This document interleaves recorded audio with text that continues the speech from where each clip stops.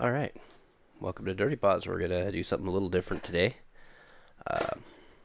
Going to build this metal black pearl kit. This is actually based on the real black pearl, not the black pearl from the movies. I've never built one of these before, but I've wanted to for a long time. Recently had the opportunity to pick one up, so we're going to try it. I'm also trying something new with OBS. Over here on this side of the screen, I'm going to be taking screenshots from the instructions for this and placing them up here so you can follow along. Before I open the box, one of the things you need to build these types of kits is a really good pair of side cutters or flush cutters. These are not wire cutters.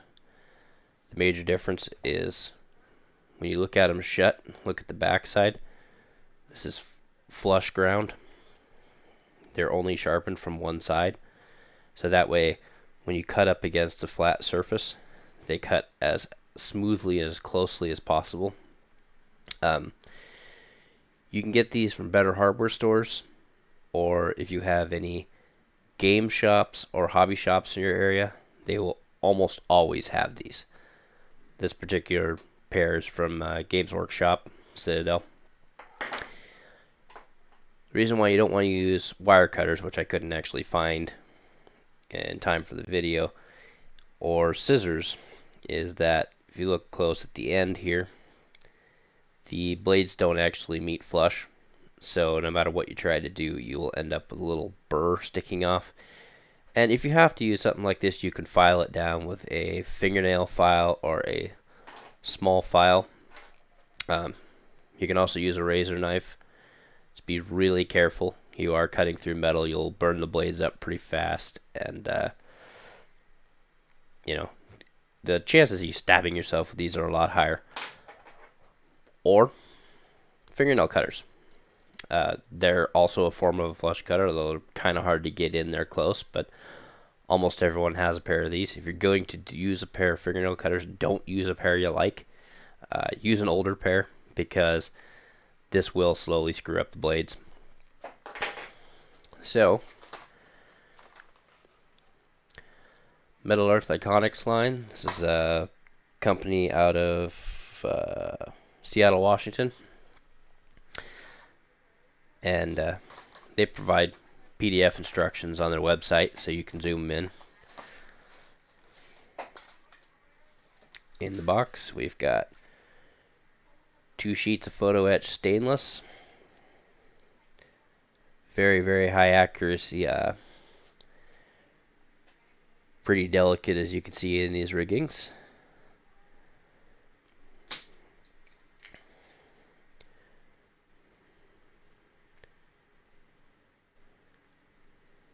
Come on, focus camera. Doesn't really like the high gloss. I am getting over being sick, so I apologize in advance if I snort in the middle of this video.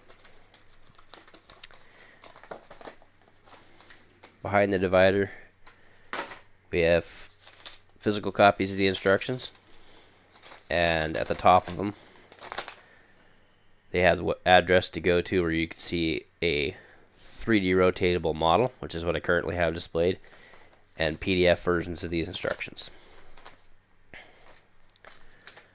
It's 2 pages, technically 8 pages altogether. They include a pair of tweezers, and this is for folding the little tabs over or twisting them. Okay.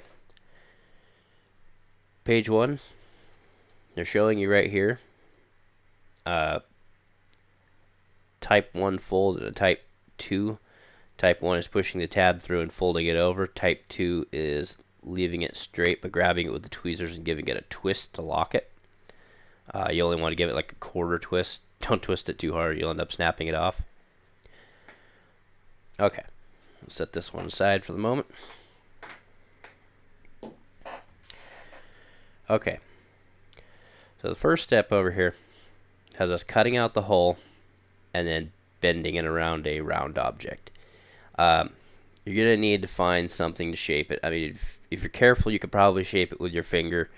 But in my case, we're going to use one of my monopod handles here from one of my extra cameras.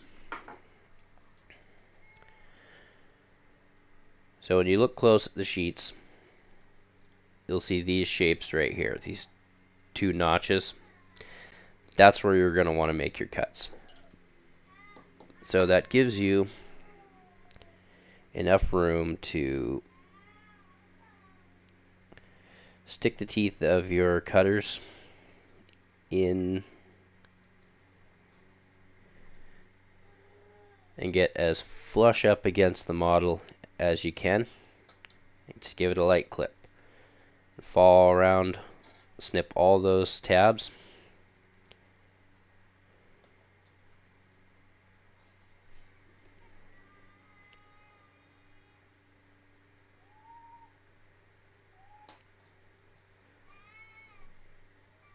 Camera's really not liking this high gloss finish.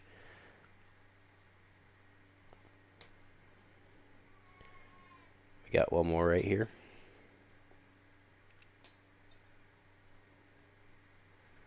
One more at this end.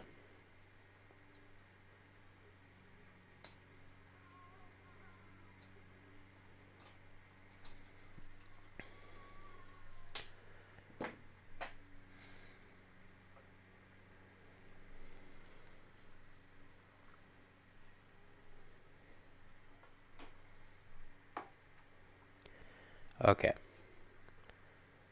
So we're going to take our round object, lay it around it. Give it a careful and slow bend.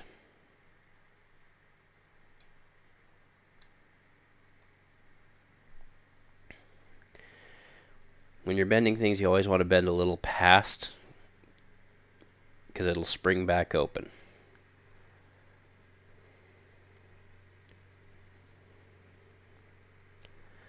There we go. We have the basic shape of the hole. For the next step, what we're going to do is we're going to pull up each one of these sections. And if you look really close, each section has a little tab and a little slot. Get the camera to focus. Each section of the hole has a tab and a slot. You're going to want to push the tab through the slot and then fold it over.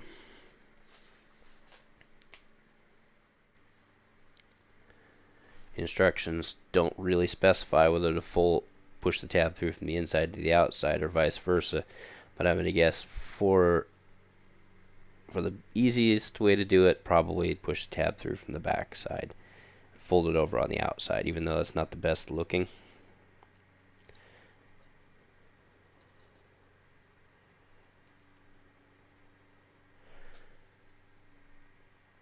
Okay. See the tab through the slot there? Then we're going to grab it with the tweezers, holding it together, and quickly fold it over.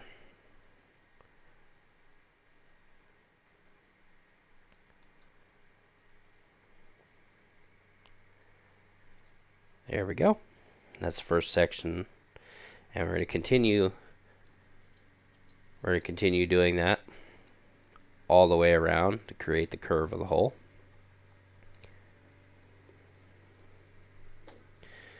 If you're new to the channel and don't know why I might call the channel Dirty Paws, I work as a mechanic by day and a maker by night, so this is as clean as my hands get, honestly.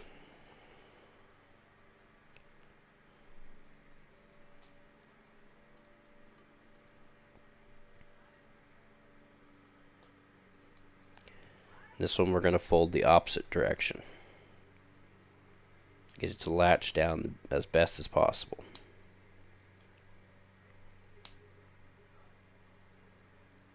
Okay, if you need to help push the rest of the tab down, you can use the back of tweezers to flatten it out a little bit.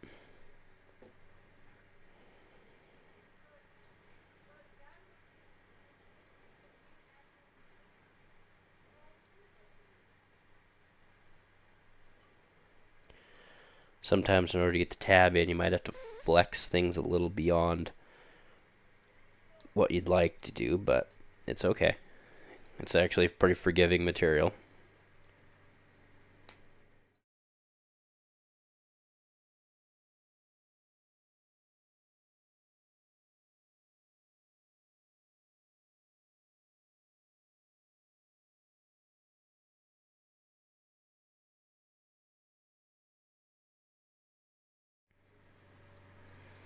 Okay, now we're going to bring the other side of the bow in.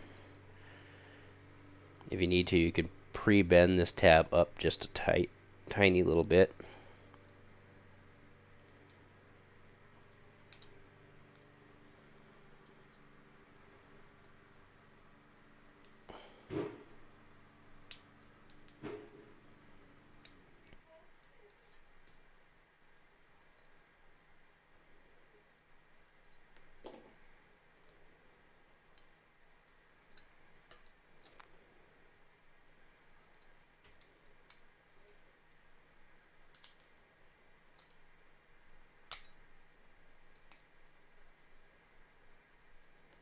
Okay, there we go. Now we've created the curve of the front bow. And repeat that process again on the back. It should be a little easier since the orange peel cut, as this is sometimes called, is a lot longer back here, so things should be a little more flexible. The slope's a little more gradual. I didn't mention it at the beginning, but I should mention it now. These are probably not a kit you would want to give to young kids. If you're going to work with kids, work with them really close. A lot of these corners are very sharp. Of course, the tools that you're working with also very, very sharp. You know, I've been working with these since I was about 5, and I still cut myself with them.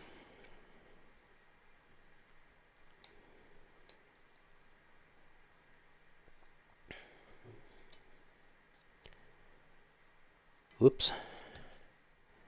Okay. Made a little mistake there, bent it. Again, the material's fairly forgiving. Just kind of flatten it out a little bit with your fingers. And take another shot at it.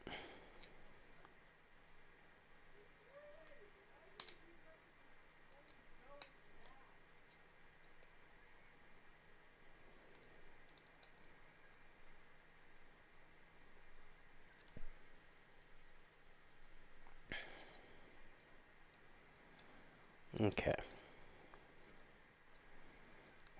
Flatten that section back out a little bit.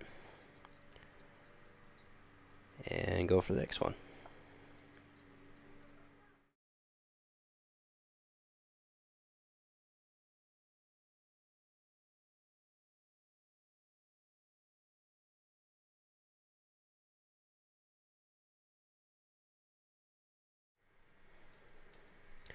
Of course, I say this side will be easier, then I proceed to bend it multiple times.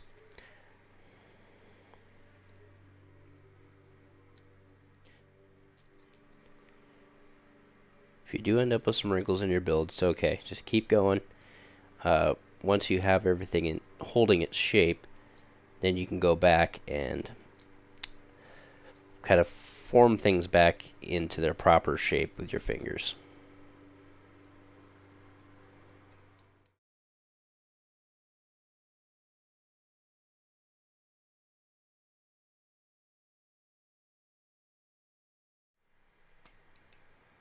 Kind of feel like I need a third hand here to make this bend. Okay.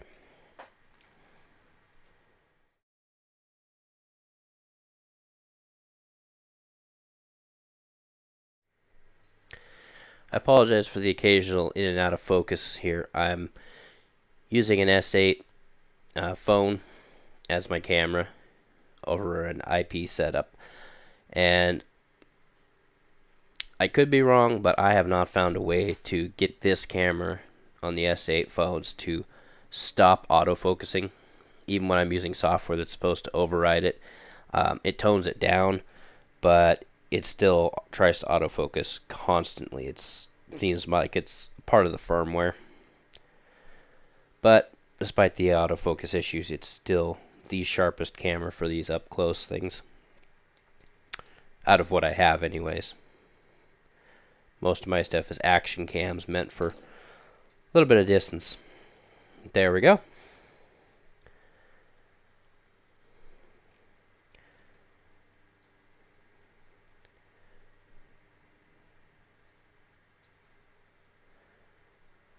Despite me dumb thumbing and fumble fingering some of these tabs, it actually comes out quite nice. It actually holds quite a nice shape. You wouldn't think that stainless steel would make such a nice curve, but it's all about the design. Okay, moving on to step 2. We're going to insert the front bulkhead, and it is actually in the second sheet here in this corner.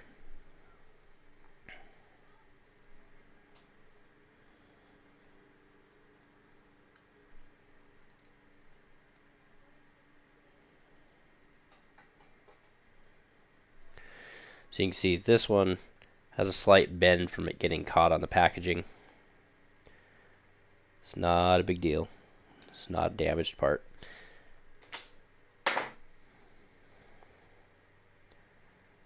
One fin right here is bent just a little bit. You can just push it back into shape, flatten it out with our fingers.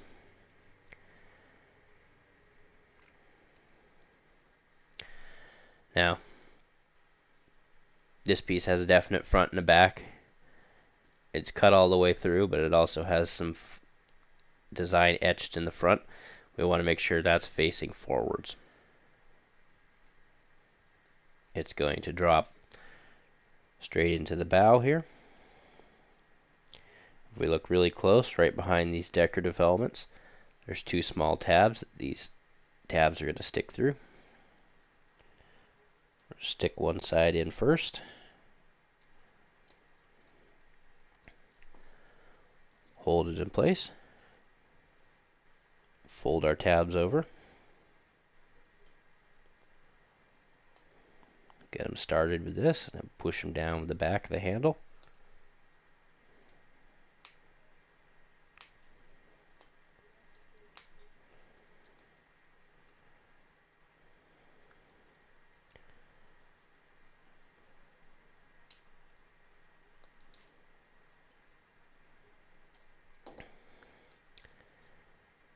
And coming over to the other side, we'll repeat that again.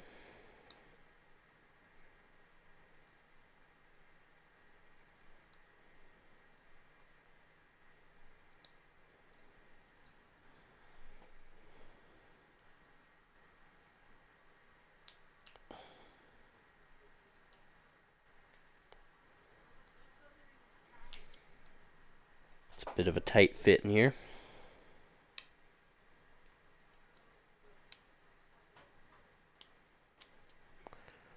Appears I bent one of the tabs over slightly. Just correct that just a tiny bit. Try again.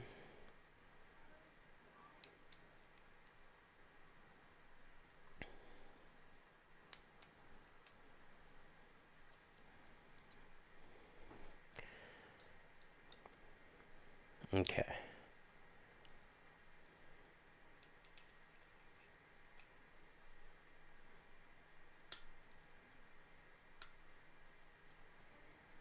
Now that those are started over, get a finger on the inside to support it.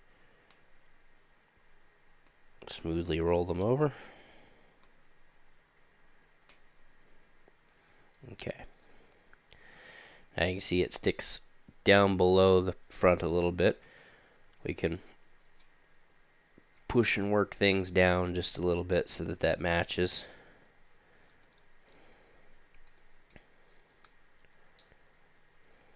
Okay.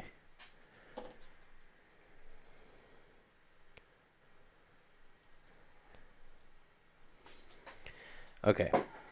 The next piece is this small triangle right ahead of where we cut the hole out.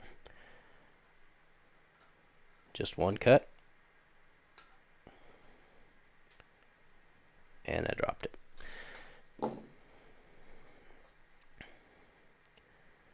On this piece, it just doesn't have an up or down, so it's not going to matter which direction it goes.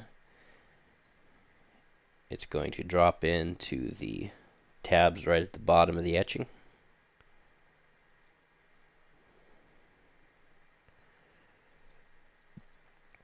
Hold it straight.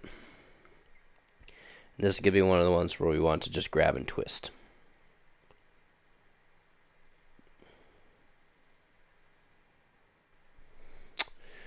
I'm going to use a slightly different tool for that. You use this pair of needle nose instead.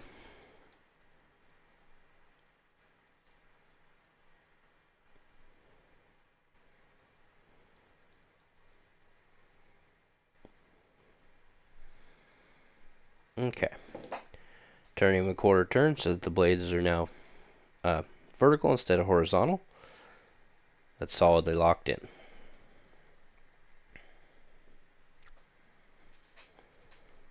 One thing I will say about these is that since everything in here is mirrored, it's starting to get really hard to see things down inside of it. Next part of this is take out the bowsprit and the I cannot for the life of me remember what the decorative lady on the front isn't called.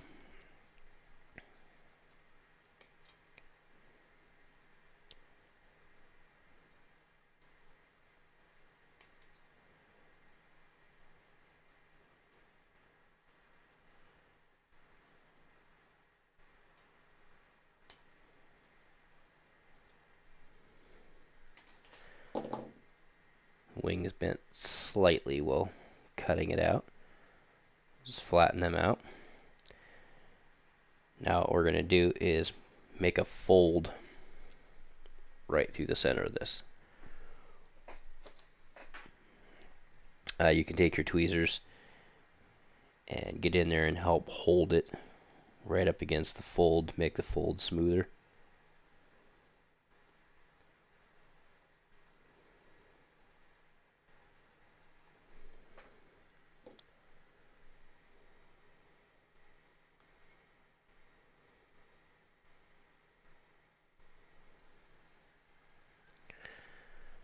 Now, it's kind of hard to tell from the drawing, but it seems like we are going to not quite fully fold it.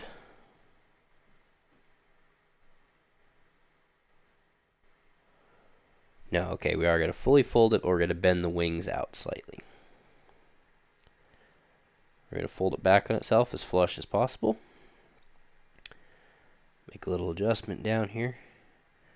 You can kind of slide the sides a little past each other and let them go until they line up. Take the wings, get your fingernail in between them, and separate them and bend them out just ever so slightly. There we go.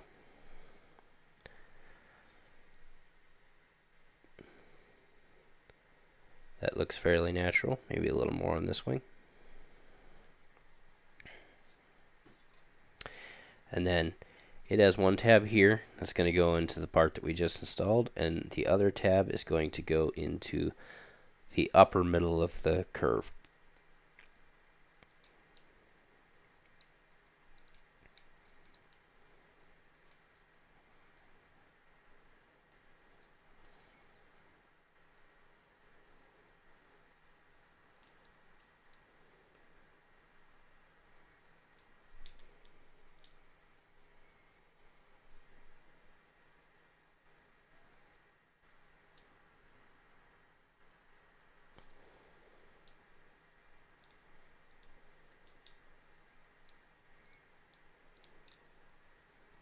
It's a bit of a tight fit.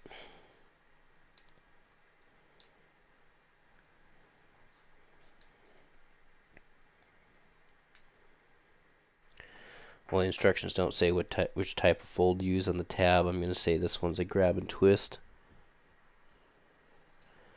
I'm going to use my fingernail to press the curve of the bow in as tight as I can against it. Grab the tab and twist.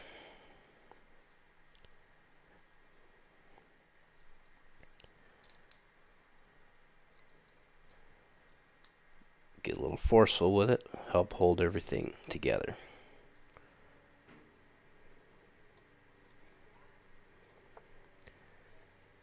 Same thing here. I grab that tab, push.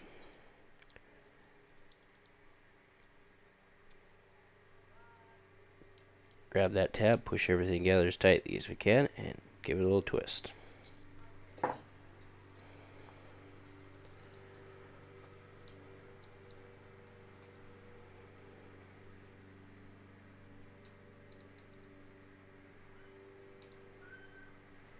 Make some adjustments until it looks right. Still think I need to bend this wing out a little more.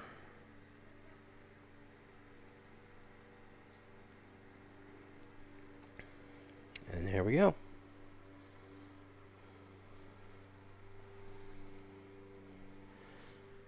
Now for the next section, we're going to take the stand.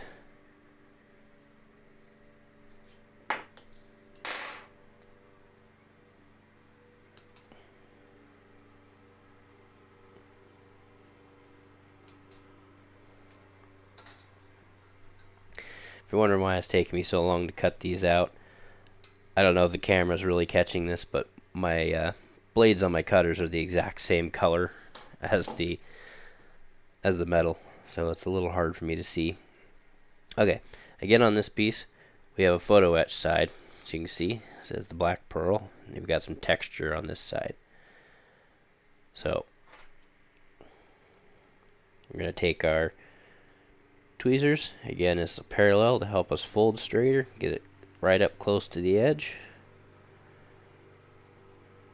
make a nice 90-degree bend. If you have a small square or like the edge of a small box, it can help you line these up quite a bit more. Come in again on this one, make a clean 90.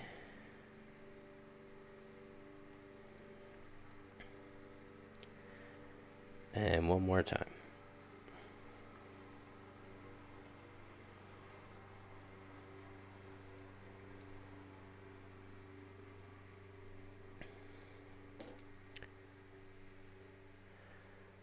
We have one small tab, go in there.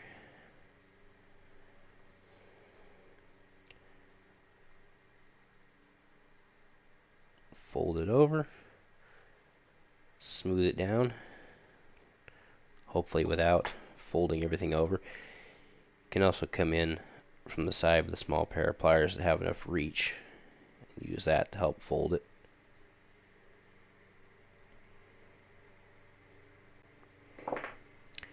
There we go. A clean stand.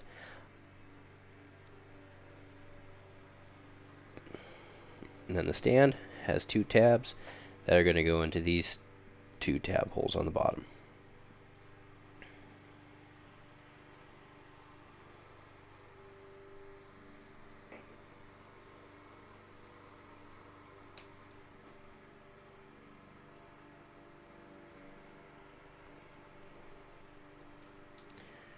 We're going to grab and twist each tab to lock them in.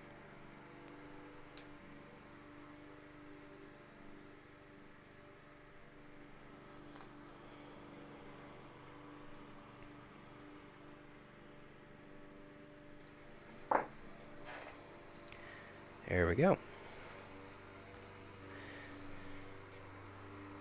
The next piece is going to be the rear keel.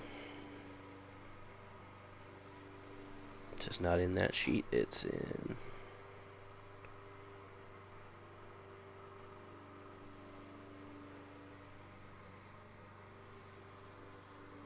I'm blind. It's in the first sheet.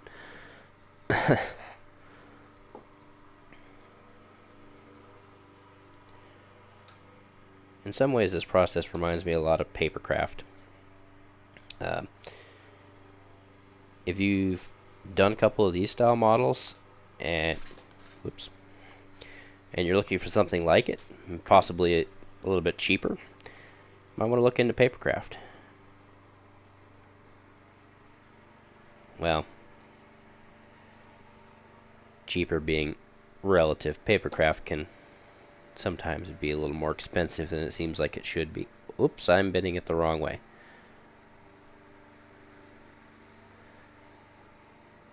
I failed to notice the... Please don't crack on me.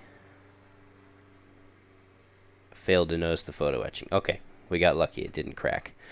It's kind of perforated like paper, so you want to make sure you fold it once and correctly.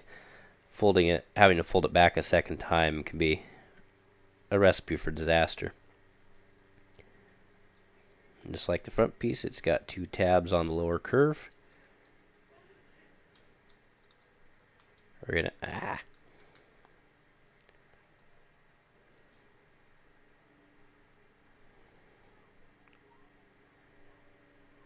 This piece doesn't really want to stay shut.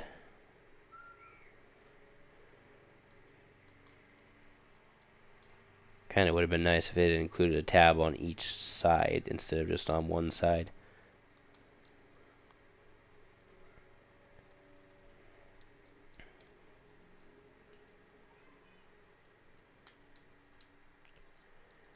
Okay. Well, I'm going to take advantage of the fact that it's springing open to help stabilize it for a second while I grab and twist these tabs.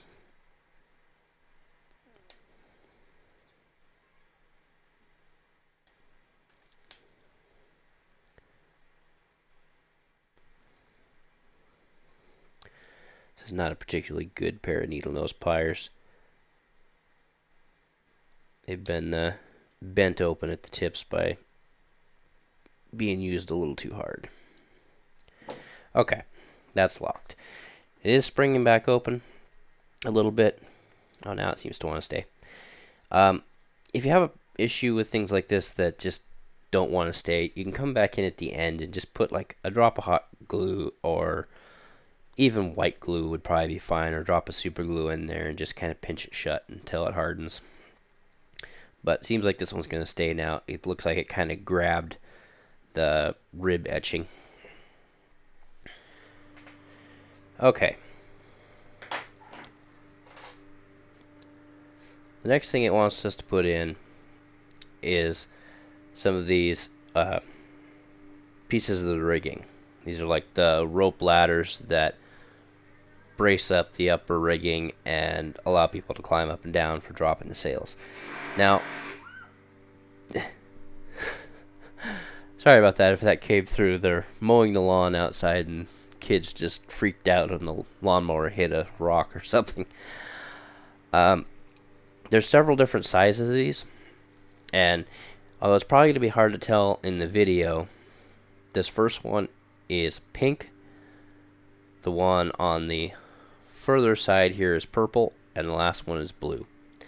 And if we jump back to page 1, page 2. Page 2 has them color coded. So the first ones we want are the pink ones, which are directly on either side of where we got the hole out of. They're a little bit narrower, a little bit longer than the others.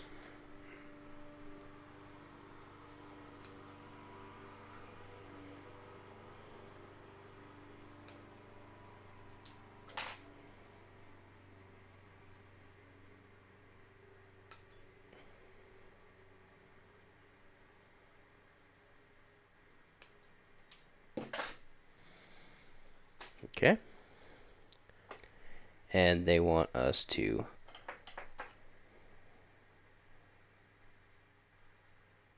okay, there's no photo etching on them, so they are basically the same. They want us to grab and fold 90 degrees at the perforation. There's one.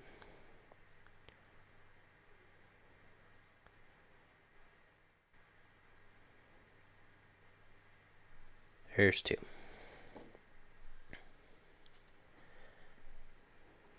Now they're going to go in this pair right here.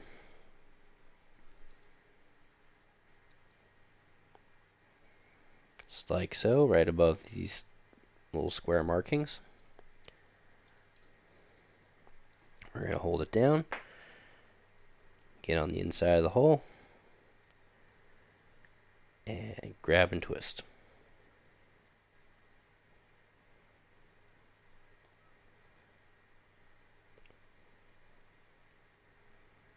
Okay. It's actually amazing how strong these connections are, because there's nothing, it's not touching in there, and it holds pretty well. I had kind of a feeling when I was first looking at these kits that they would be really, really fragile, and I'm discovering that's not really the case.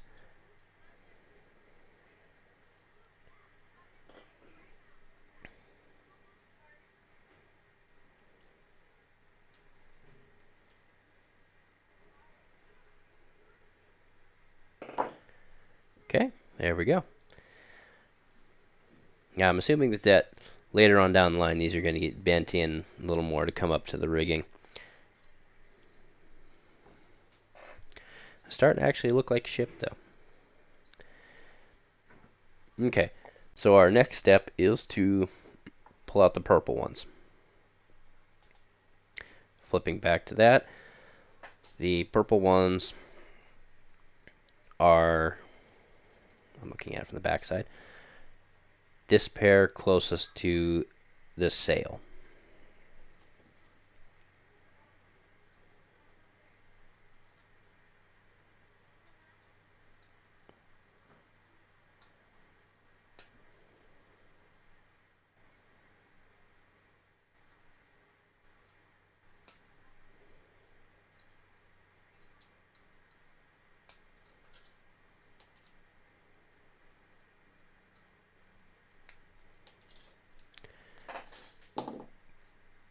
Okay. And we lost one.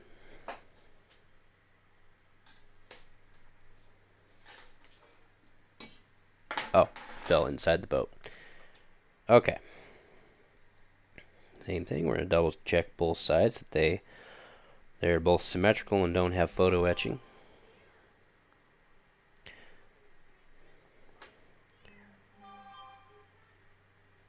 All right, grab and fold 90 degrees.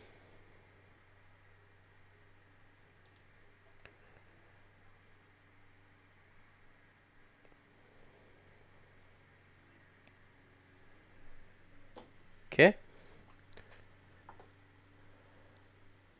Flip back to the correct page.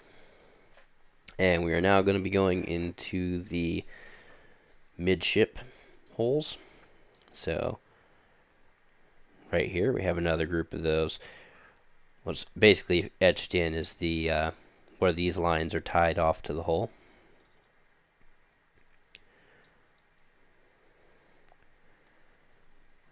Drop it in, we're going to grab our pliers and twist.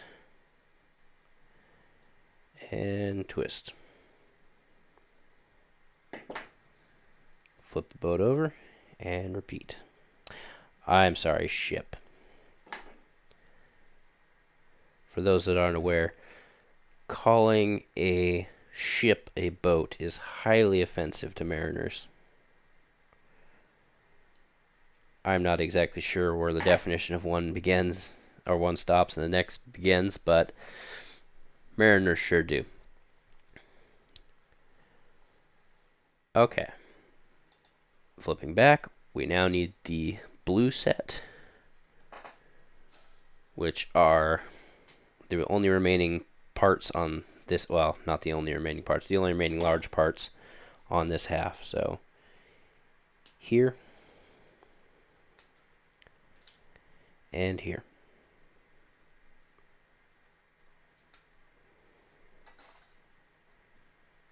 Oh, they put both cutoffs on one side on that one. That's confusing.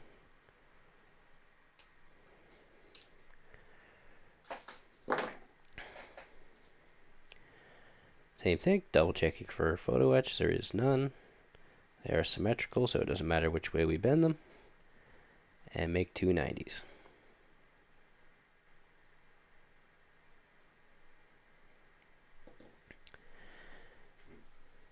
And these are going in the upper rear deck.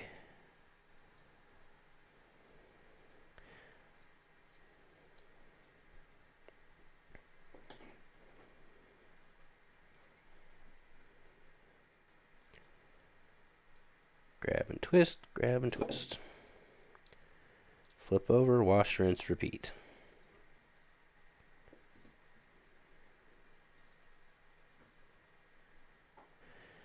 Now at this stage, we're starting to get a lot of spiky bits sticking up. So when you're working with larger tools like this, watch where you got your handle going, because it's very easy to, like when I started to bend that one, I struck this back one, could bend it. Okay. Oh, I forgot to switch us back to this page. We are now completed with step 2, page 3. This step is going to add the rigging and the deck. In fact, we're going to set the hole aside for the moment. It won't actually come back into play for a little bit. Okay. So this is going to be the largest and most fragile piece of this kit. So as you're going, cut carefully. First cut's up by the flag. Next cut is up here by the rear mast.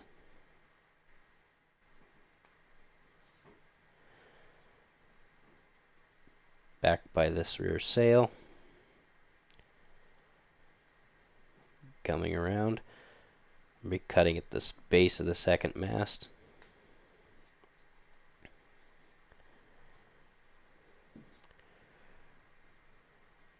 The back of this front brace. If I can get my cutters in there.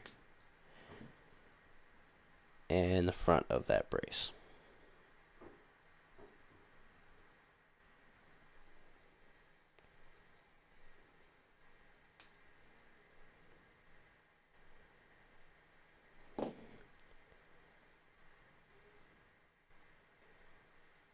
Okay, carefully feed it out.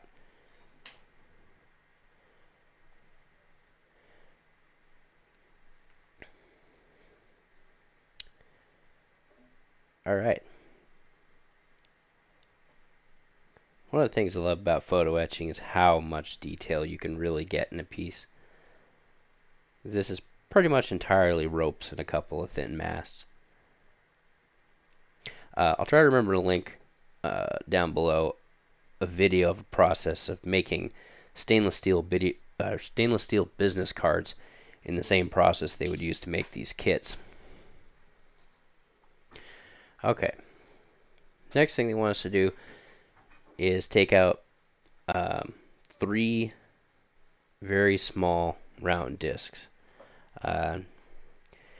It's going to be some of these, but there's more than 3 discs in here, and I do believe they're slightly different. And they have color coded them. You see the green dot next to that. So if we jump back to page 1. Okay, looking closer at the instructions, there are 5 of them all together, 4 on this side, 1 up here.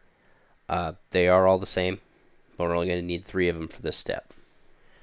So I'm going to go ahead and cut all 5 of them out and set the remainder aside. Now, because it's such a small part, pinch it before you cut it, because it only has 1 attachment point, and as small as it is, this is guaranteed to go flying. So pinch, clip, release, drop them all into a little pile here.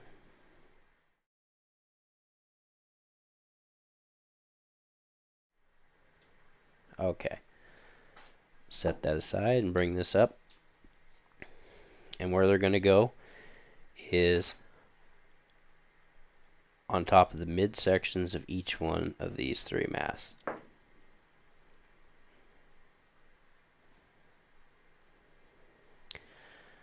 This is probably a point where you are going to want to grab them with tweezers.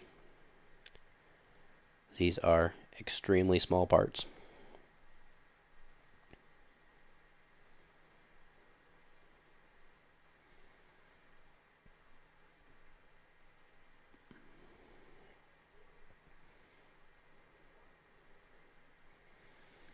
Okay, get it pinned down. Hold it down, and this would be kind of up to you as whether or not you want to fold them over or twist them. I'm going to twist them because I think that'll be simpler, but your mileage may vary depending on the tools you're using.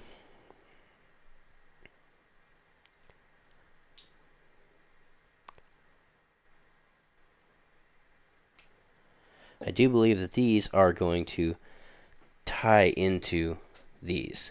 So you notice there's 4 slots in them. I believe that once it settles down in there, these are going to tab up into the other 2 holes and lock everything together.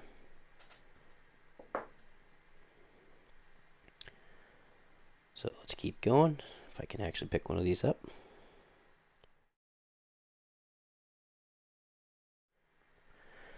Something that you may notice if you watch a lot of modelers is that a lot of model builders keep somewhat long fingernails, and things like this are one of those reasons. One way to look at it is basically having built-in tweezers. Boy, there's not much room for my pliers in there. Oops. My pliers are spring-loaded and they sprung open and bent that line right here. So we're just going to carefully push it back into position with the tweezers. No harm, no foul. It's good. Those are both solidly locked in. We'll set the third one.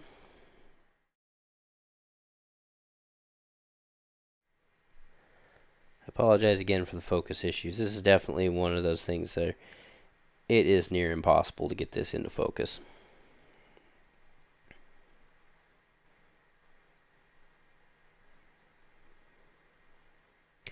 Okay. That was probably the most tedious task so far. But I may be speaking too soon because we have to mesh all this stuff together. Okay. For the next step, we're going to be taking the sail frames and putting them in. And you're probably not going to be able to see on this, but on those close-ups, they are numbered. So we're going to take out 1, 2, and the post from this other sheet. So if we look really close, each one actually has a number in it. So one's on this sheet, 2 is on the other sheet.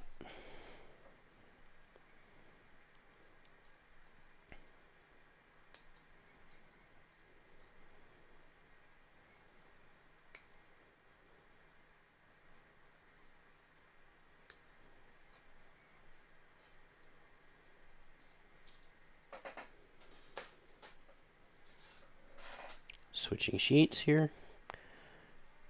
2 is right here next to the upper deck.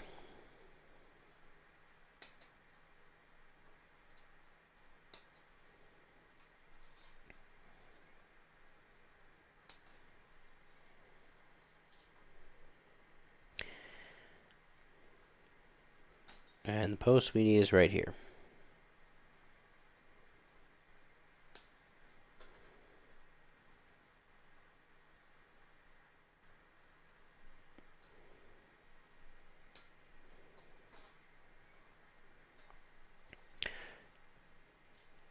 Also, I didn't catch it before, we have one more of those discs. So I'm going to cut that out and add that to the pile.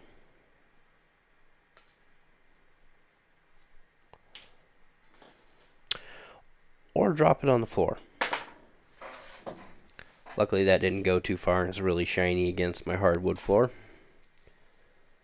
Push those up there where there's more contrast against the play mat here. For anyone that's curious, this is a Star City Games play mat for people who play card games, board games and stuff. Illustration by Andrea Raddick.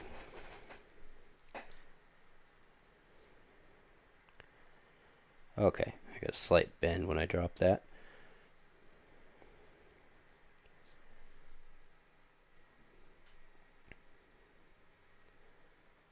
So, number 1, they're showing The one facing to the left and forward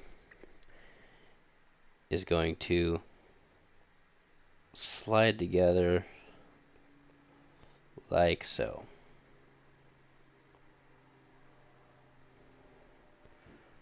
Needs a little bit of a wiggle back and forth in order to get it to drop into these tabs.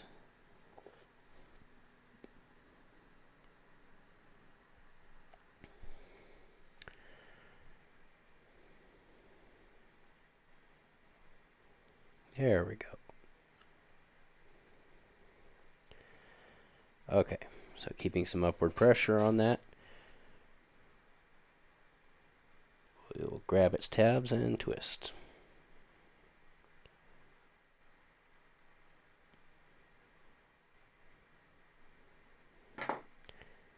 There we go. It's locked in nice and tight. Now, it's hard to see on camera, but putting this against contrast, there's a slot up through there.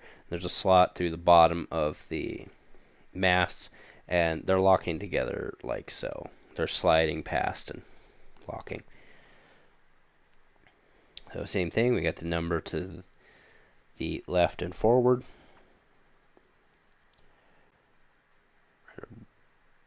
Bring it all the way up to the little disc and wiggle it around until we find those slots.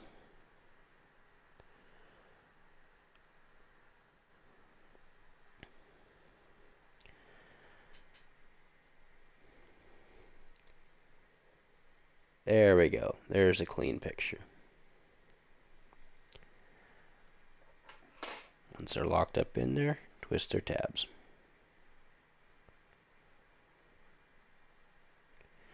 Now again, you could fold the tabs over.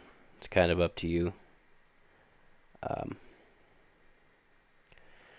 Personally, I don't think the tabs sticking up really detract at all from this. And the final one, the post, is going to slide up the third rearward mast.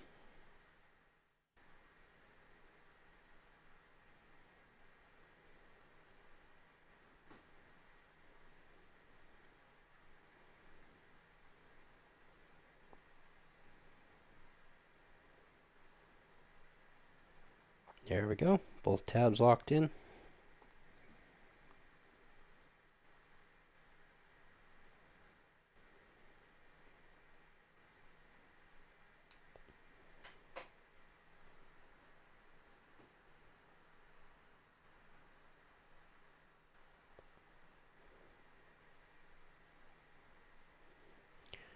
I did not get a very good bend on that one. We'll do it again. Okay. Now it's fairly solid and it's freestanding. Our next step is going to be to grab the deck.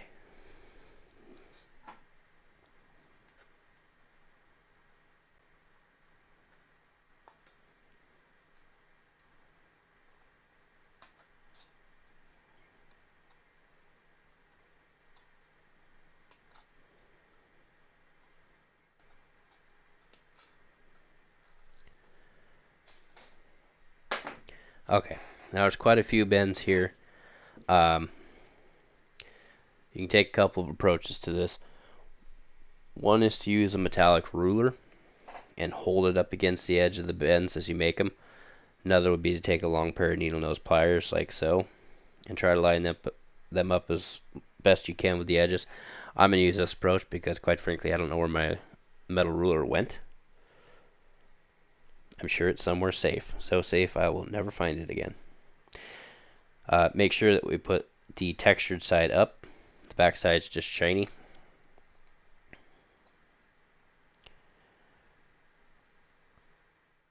We're going to fold 90 degrees up. I'm going to flip sides just because I don't think my pliers are a little wider than that strip. And when you're trying to make a bend that's this small, don't just grab up here and try to fold the whole piece over. You won't. It'll end up bending up here rather than on your line. Instead, you're going to want to grab it and kind of push the whole thing downwards while moving backwards. Like so.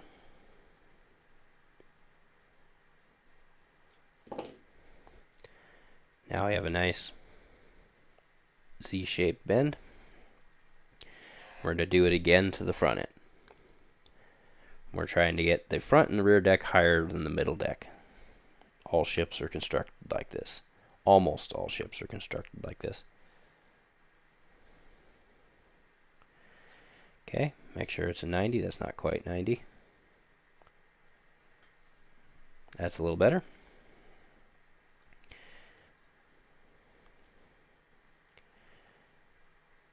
And again, we'll push down as well as back.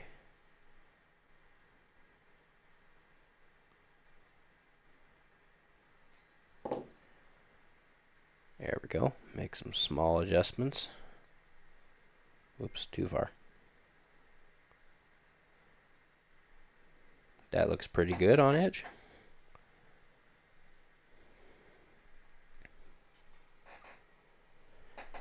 And now we're going to take the rigging.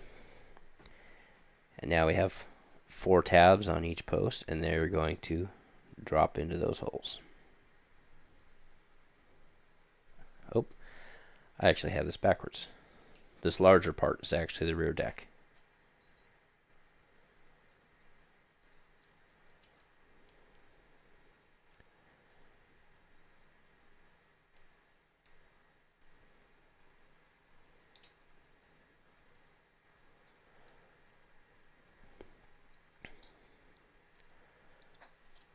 It's a little bit of a feat getting 12 tabs to all drop in simultaneously.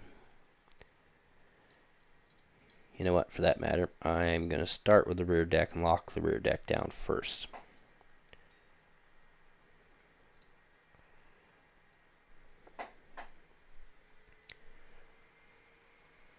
Get the rear and middle locked together.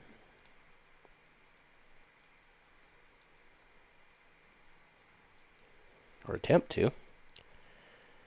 It doesn't seem to agree.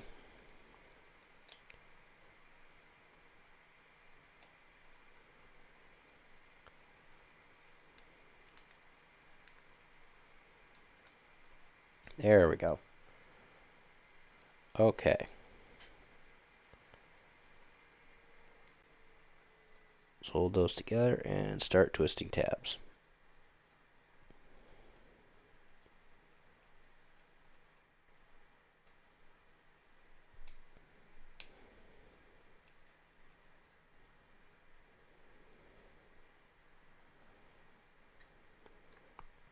Okay. Rear deck, same thing. Twist tabs, doesn't really matter which directions.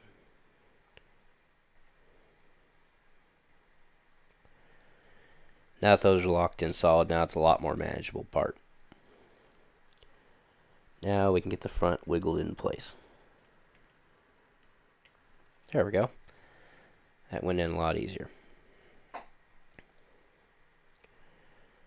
Twist and twist and twist and twist.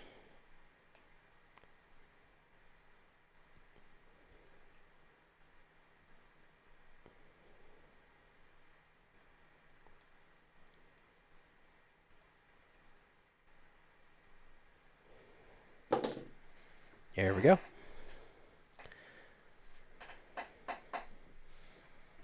Okay, now we need sails 1 and 2. One is on the sheet from the original hull.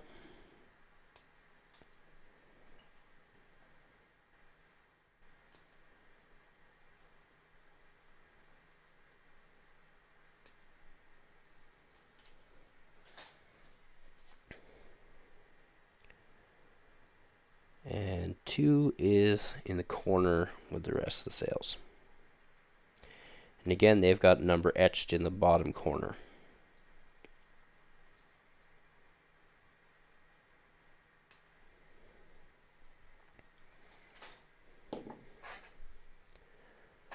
Now, these are going to get installed with a slight curve.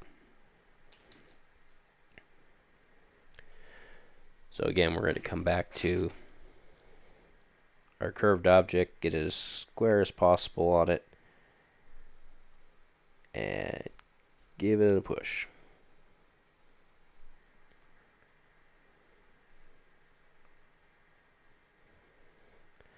There we go. There's one.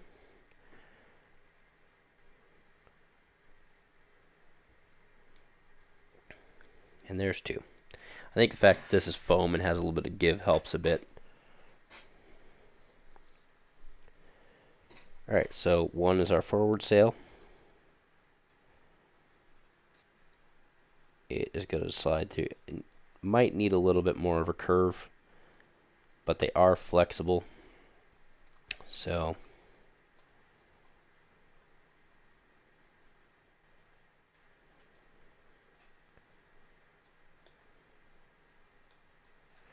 alright, I'm going to give it more of a curve just simply because it's springing open so much it doesn't actually want to fit through the hole between the ropes. So let's find something with more of a curve. Nope.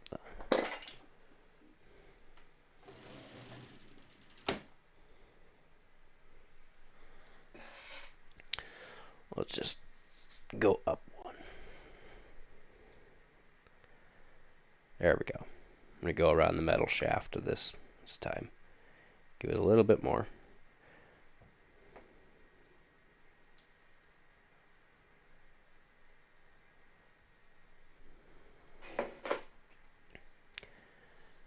Okay, back to one. Careful when you feed it through here not to bend its mounting tabs over.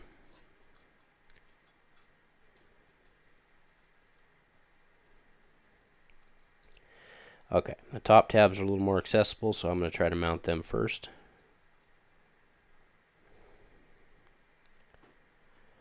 These ones I'm going to fold over.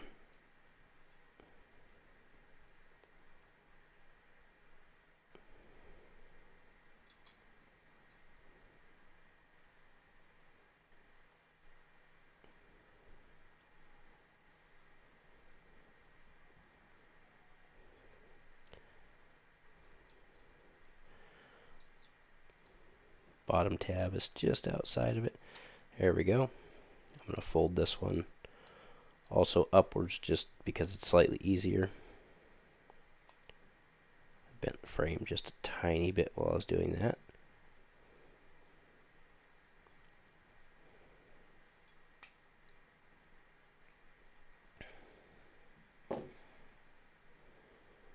Okay. If I get this side straightened out. There we go. There's our first sail in. I'll repeat with the second one.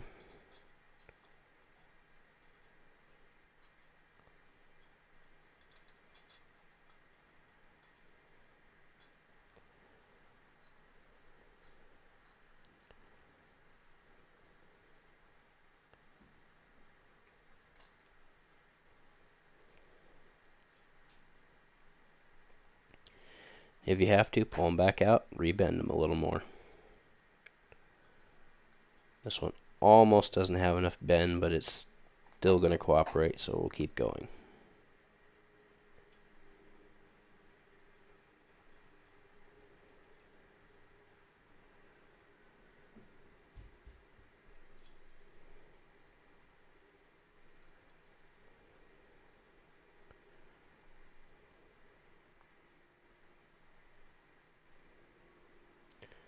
Bottom one just happened to drop in, so we'll go ahead and fold that one too.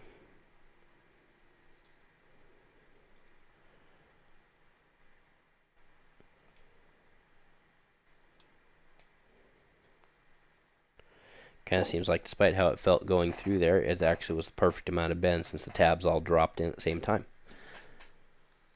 There we go. It's starting to look like sails.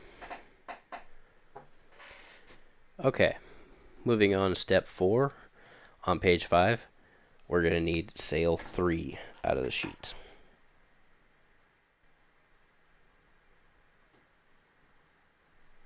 Which is going to be this one up here.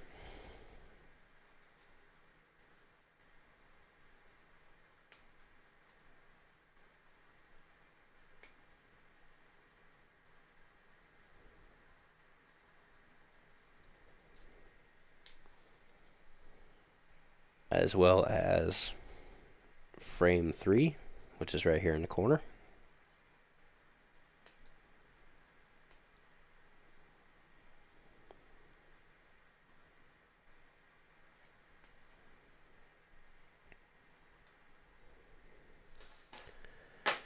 Now in this step we're directly assembling the sail to the frame. So we're going to bring our metal tube in here again, square it up, bend it around.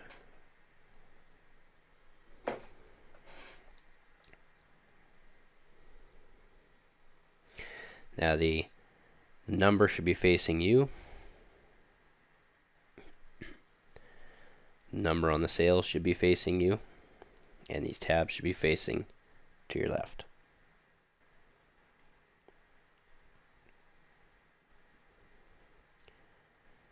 Okay, lineup wasn't perfect on this one. So we'll get the top tabs locked down first.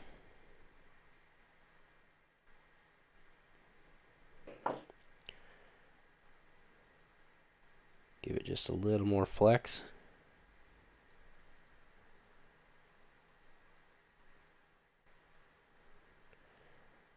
So it drops into the bottom tabs. Static convenience, I'm going to bend them down. No, it's different than the other sails, but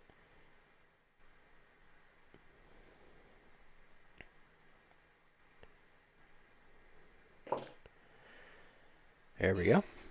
There's step 4. Step 5 is going to take sail 4 and frame 4. 4 is right here.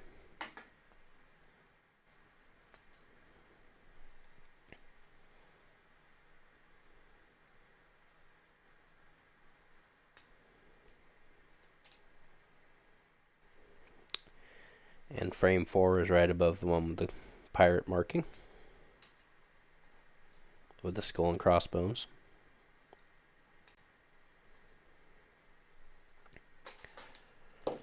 Again, numbers facing you on both. Bring our tube in. Bend it around. This is about on par with like a large bodied marker, if you're wondering.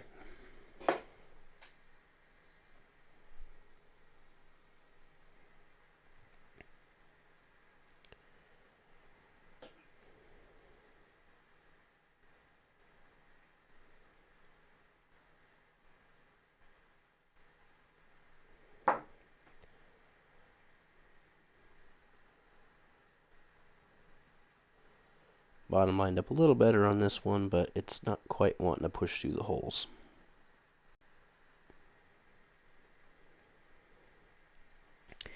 Kind of felt like the etching might not have been quite as clean on that one for some reason. But nonetheless, it mounted and it's solid.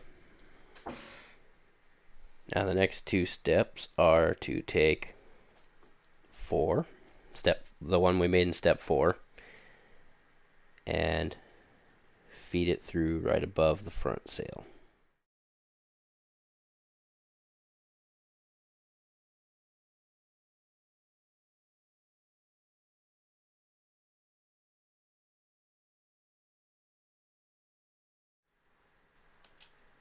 Okay. It's a very tight fit, but it doesn't in fact fit. My tabs that I had bent upwards here were kind of interfering. So if you're watching this before building it, you might get some benefit from doing it a little differently than I did. Also, something now that I'm looking a little closer at the instructions, this tab is supposed to be bent upwards at an angle so that it goes into the back side of the mast. So I am going to do that real quick, last second here. Should probably do that before putting it in on the second one. And carefully bend that tab over 90 degrees. Okay. So now you see what I did right here. That tab now sits out like this. So I have 2 tabs going into the front of the post and 1 going into the back.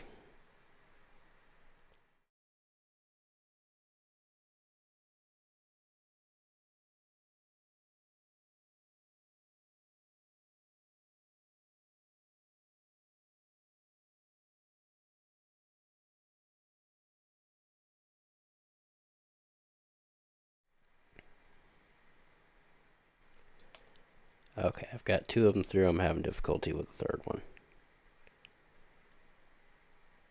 If I can get the 2 main ones through and locked, then I can deal with that last one. At this point, it's my fault for not having read the directions close enough on this.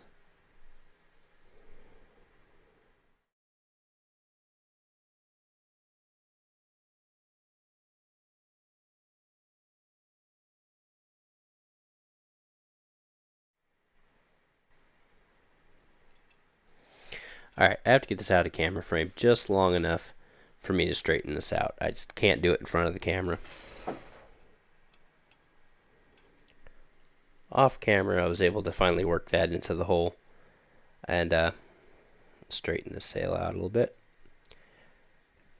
In order to avoid that, let's do that correctly on the next sail beforehand. So what I didn't do is we need to come in here and grab that tab and bend it out 90 degrees so it faces up like so. Grab the small tab off of it and bend that over 90 degrees.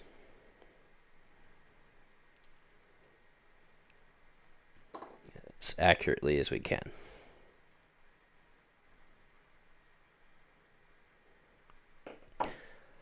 Like so. Now this one should go in a lot easier than the last one.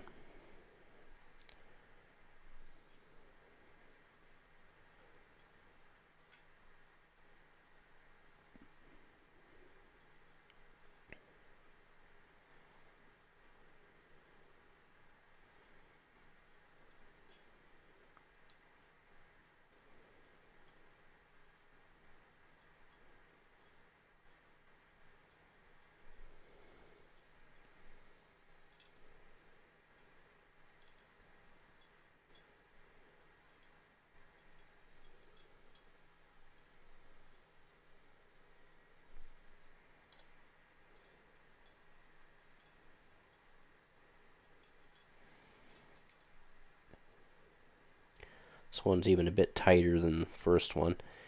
Doesn't quite want to lock up in there, so I need to put some pressure in there and get it past the transition in the mast.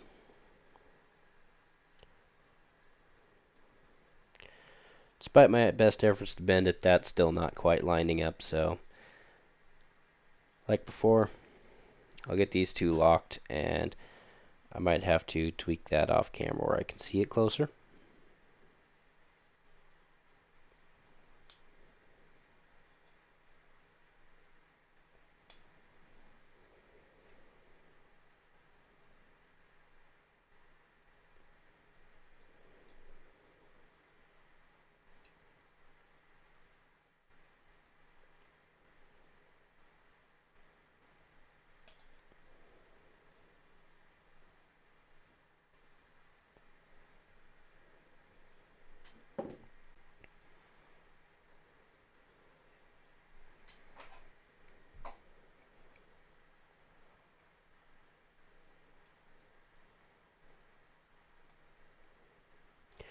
Always be really careful using a razor knife as a pushing tool, because this is one of the easiest ways to stab yourself.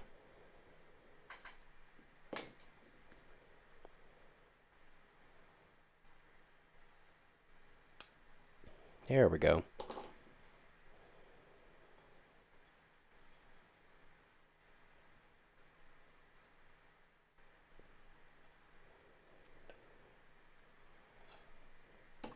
Okay. Straighten everything up because I bent things a little bit.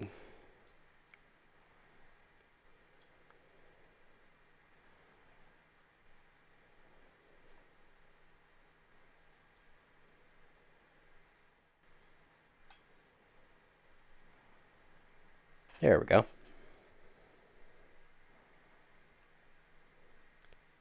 Still need to do some final tweaking, but it's okay because everything's going to get meshed together as it goes into the final assembly.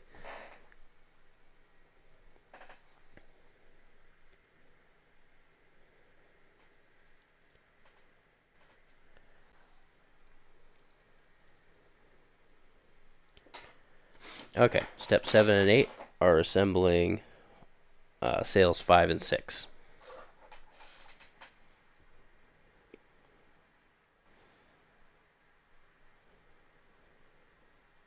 Here's 6.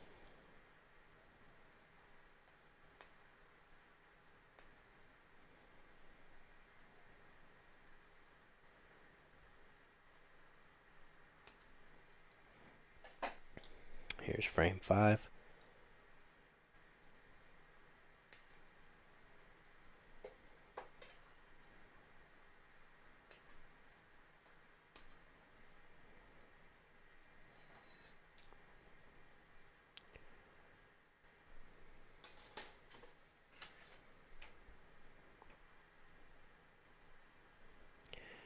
Here's frame 6.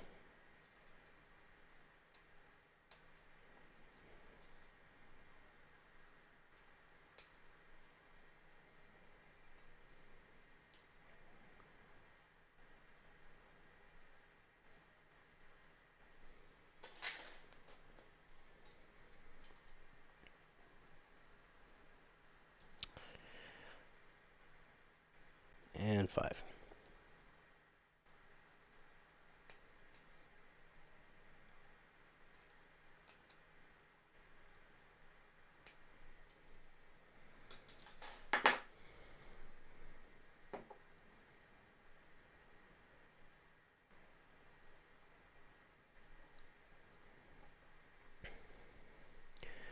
Photo etching and the numbers facing you.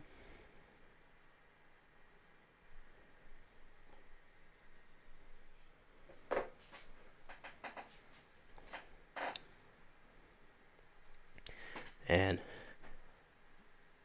we'll square these tabs before assembling the sail to it, make things a little easier.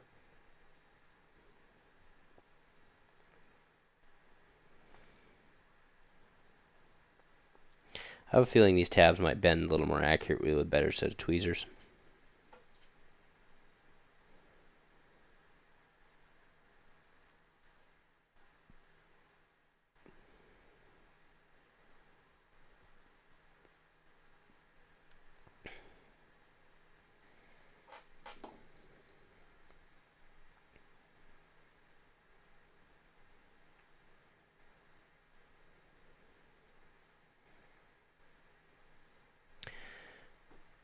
Now that I know these get a little difficult to slide through, the tabs bent up, I'm going to bend the tabs inwards or downwards, depending on how you want to look at it.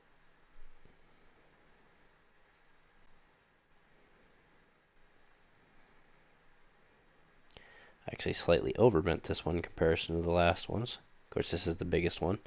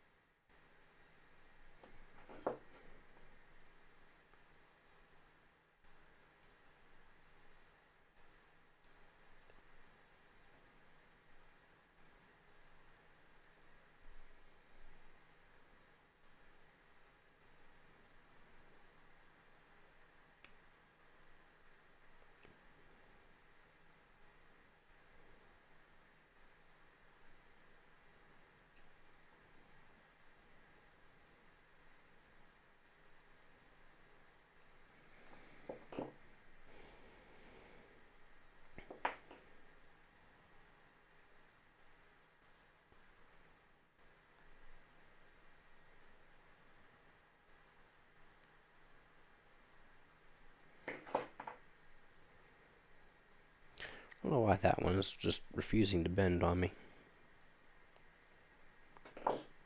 There we go. Okay. And then for step 9, this one's going to slide straight into the middle.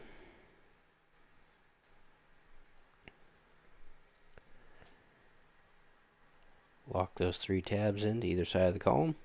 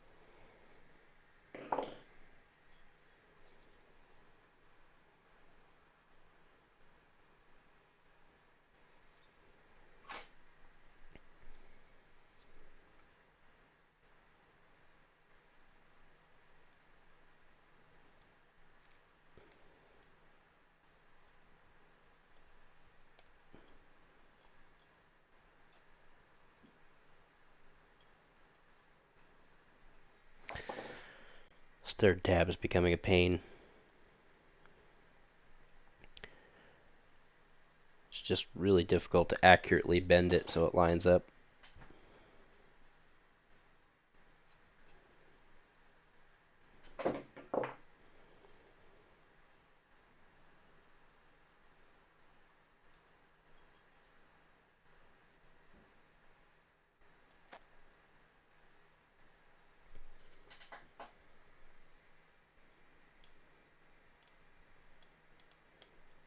There it goes.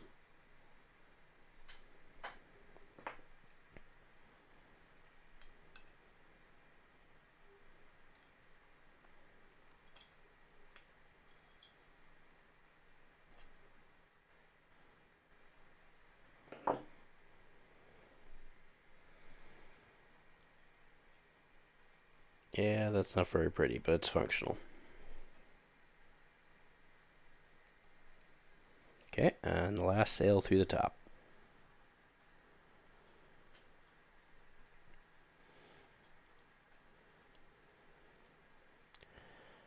Like the front one, it's a little tight.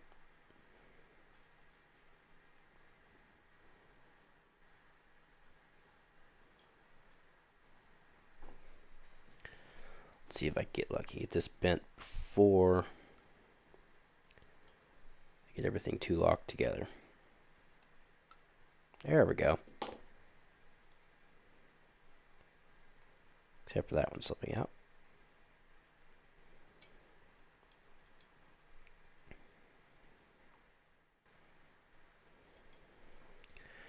Of course, that one slipping out is what made this one line up correctly.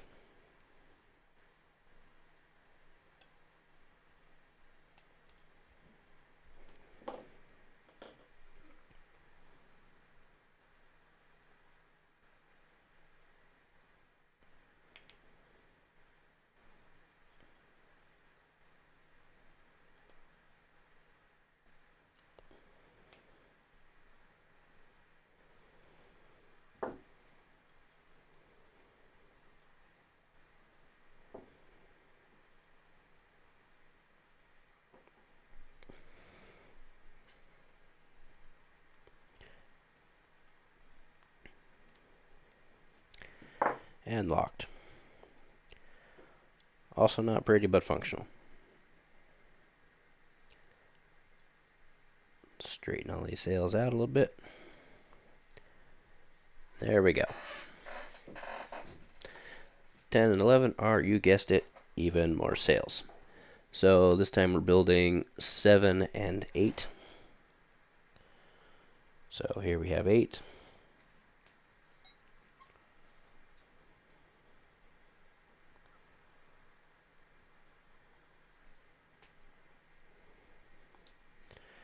And 7.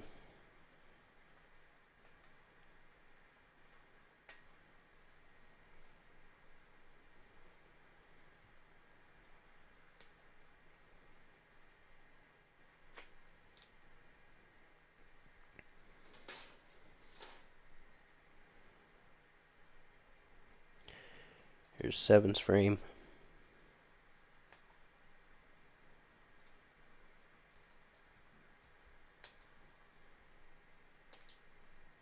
Oops.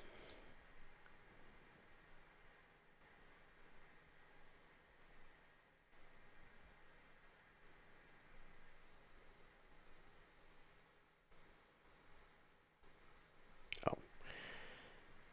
And here's 8.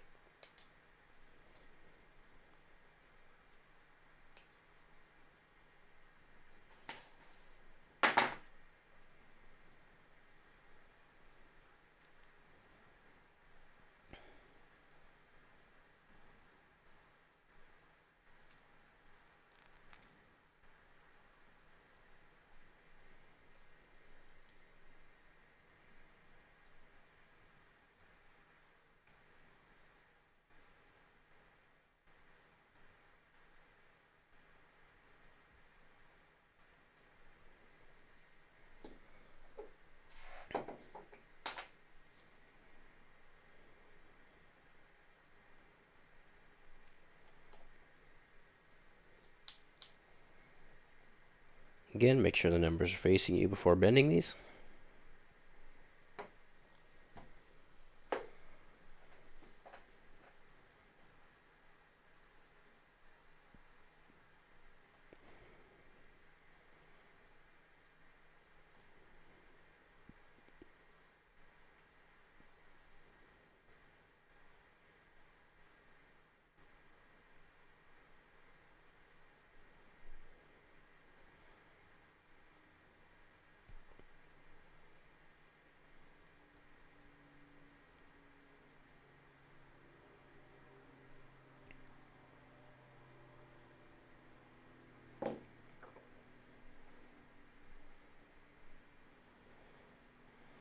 These need just a little more bending. Just get it with my thumb. Should be good enough.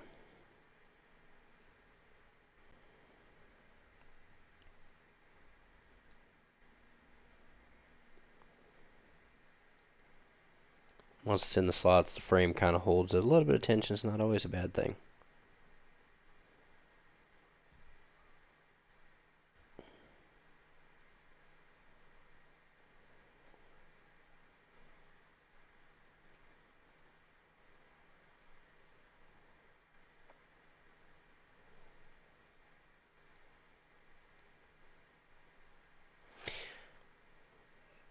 In a way, having a slightly underbent and in tension kind of locks everything together when it springs open.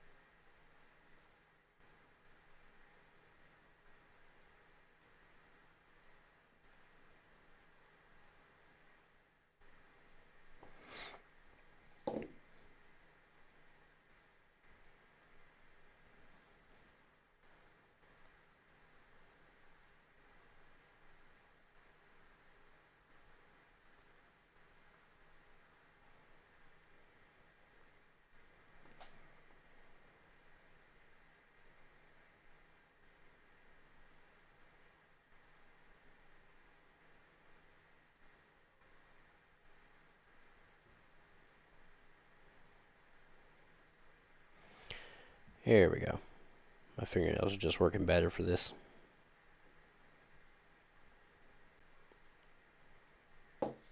Okay.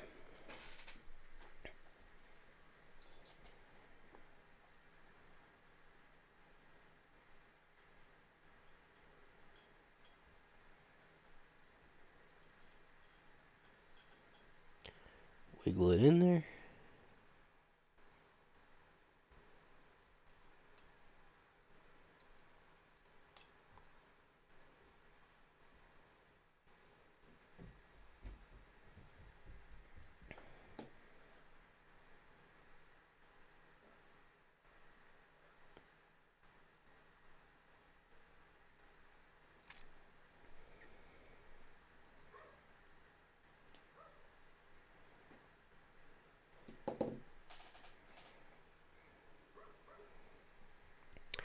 Yeah, I definitely take back what I said earlier about the discs on the tops of these masts being the most tedious part of this.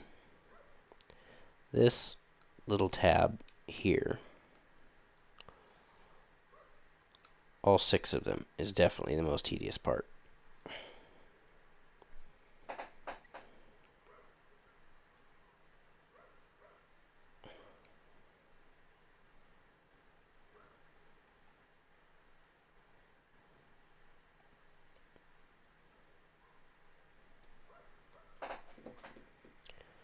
There it goes.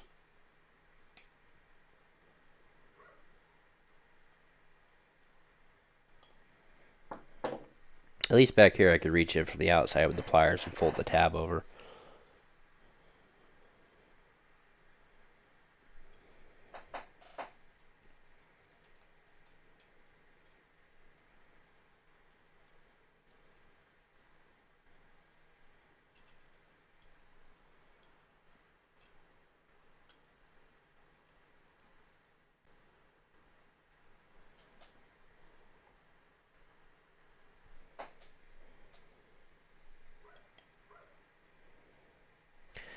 course, the absolute last one has the near perfect bend.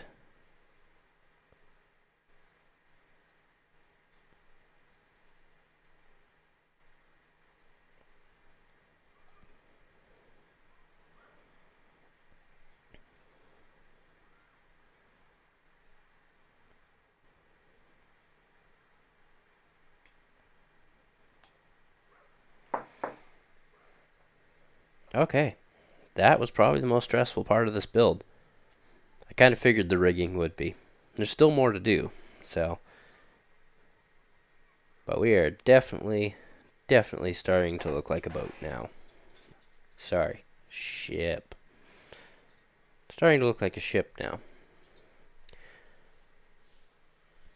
Okay, step 13 is to carefully work this down in there. Now we've got tabs running down the sides of the deck. 4 on each front deck, 4 on the back deck, just 2 in the middle.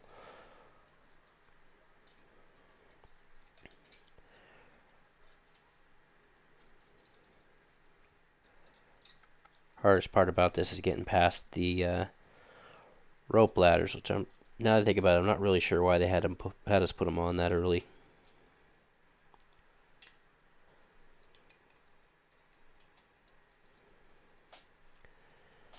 Alright, we just need 1 to start, and we can work from there.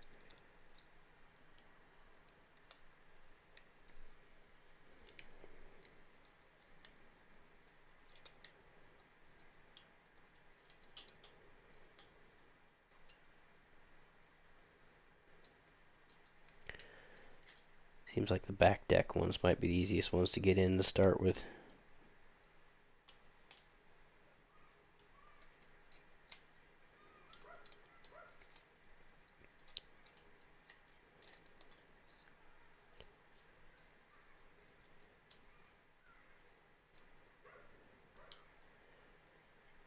Yeah, we got 1 to start with. Okay. I'm going to turn lock that one for now. I'll probably fold them all over, but I just need it quick and dirty locked in so I have a starting point.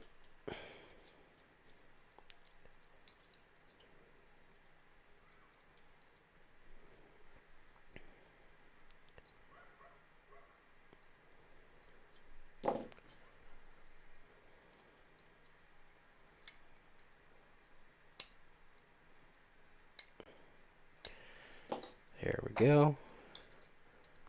Let's get the other side in too.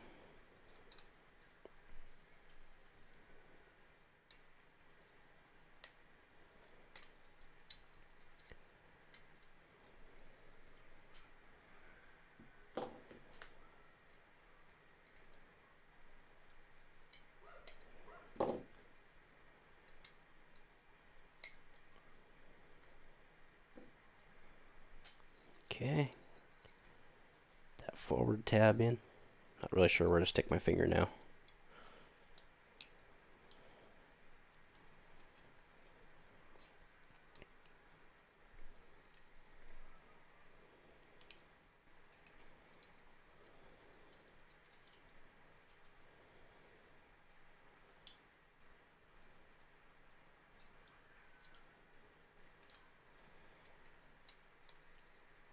This front deck is just sitting too high. I got to get it further down in there.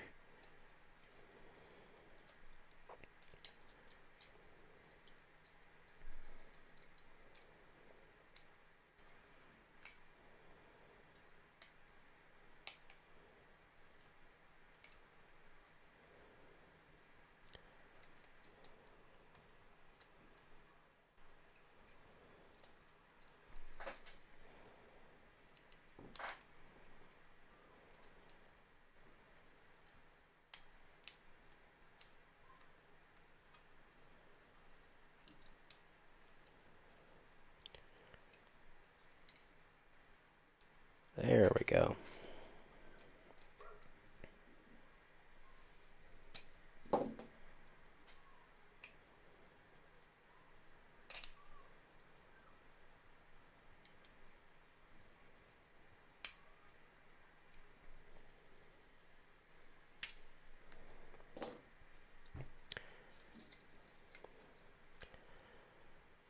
Okay, moving on down the line. See if we can get this middle deck in.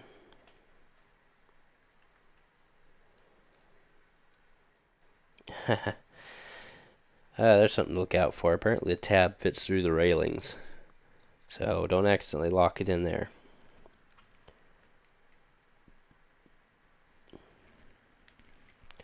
Okay, this side just went in.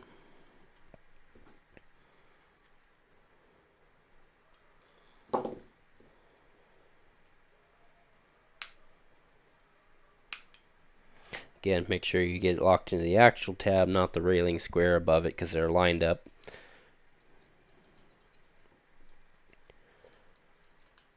Which is what's happening over here. It's trying to lock into the railing hole. Get that bowed out and pushed down.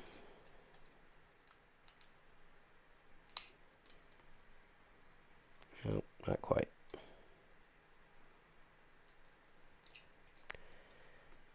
There we go.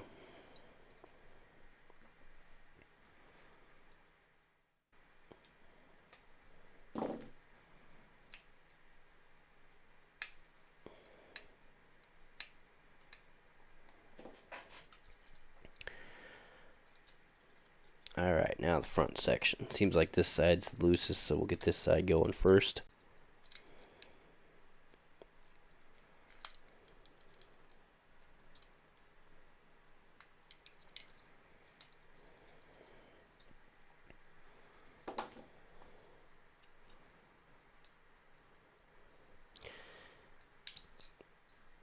That one I'm going to twist lock because it's partially behind this, and I'm not going to be able to get in there and fold it over smoothly.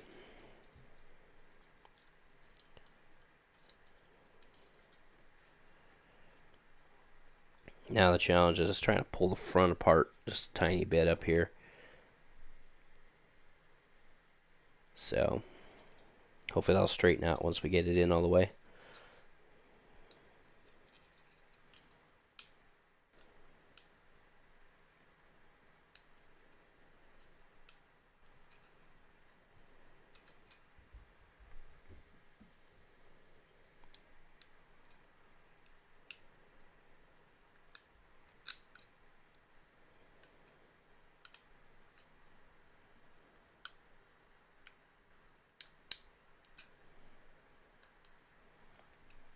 There, it's trying to go through.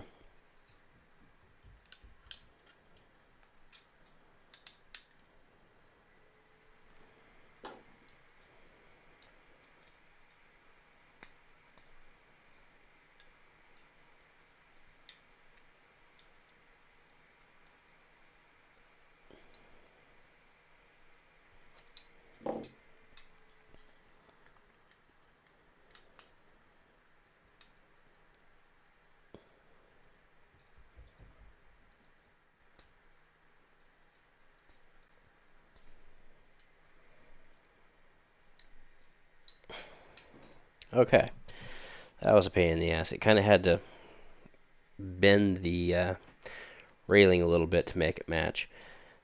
And my exuberance to try to get that done, it kind of smashed this side a little bit, so I'll have to correct that in a minute. But before I do, I'm going to get these last two tabs in. That's going to be the hardest part. So they're under a lot of pressure now that the whole boat's kind of taking shape. I do see now why they had you put these on late, because we wouldn't have been able to twist the tabs on them later.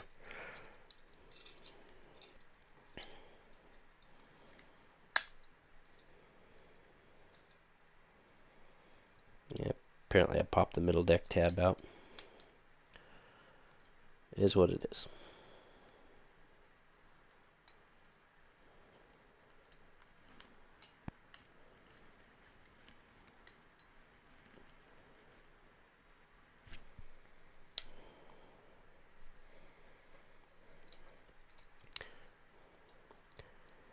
There is at this point just not really a good way to get this on camera.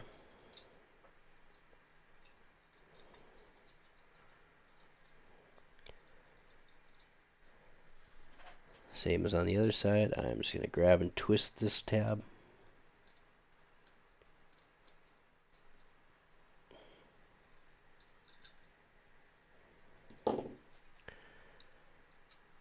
See if we can get these middle tab back in place.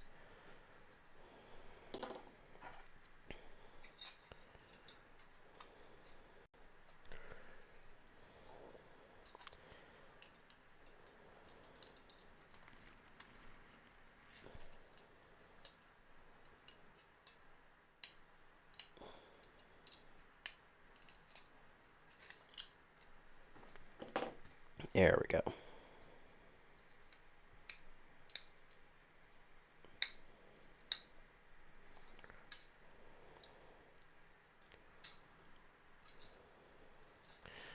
Yeah, I didn't think that quite dropped in that easy. That dropped in one of the railing holes.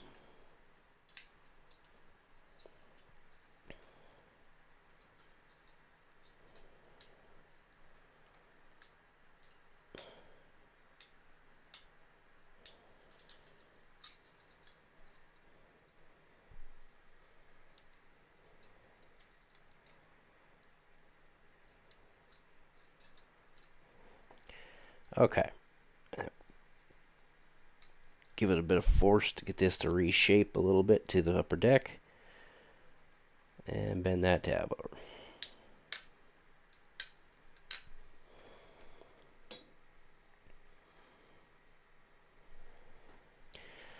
Okay.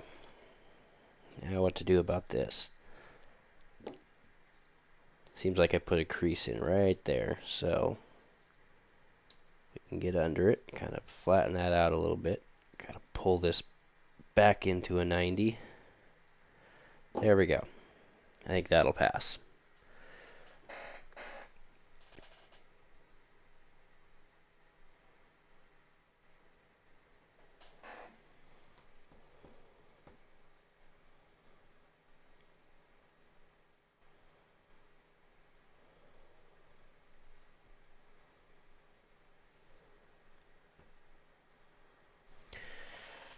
Alright, so the second part of step 13 is to bend these over.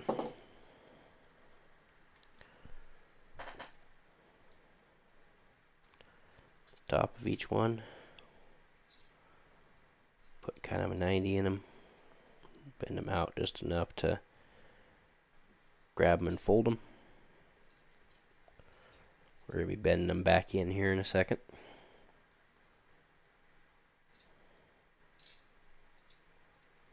Okay. And then they are going to go into those little slots right there. The lower slots, and there's two slots and they're slightly offset from each other. So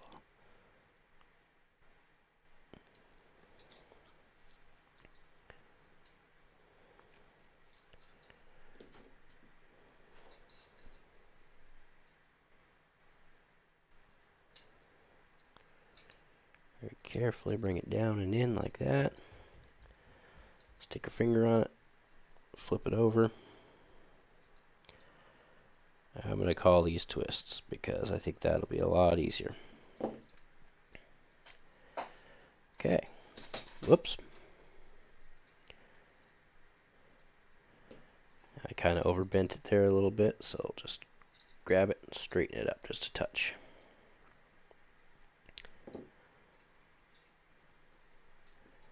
Same thing with this one. Grab it and carefully guide it into the forward of the bottom two slots.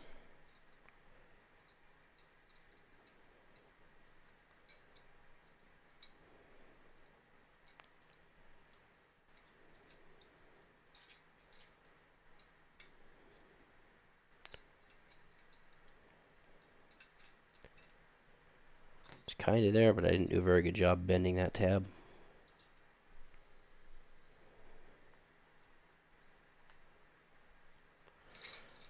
Nope, that tab is just not flat enough. Or is it? Oh, it decided to go in just to prove me wrong. Very carefully grab it from the other side and twist it.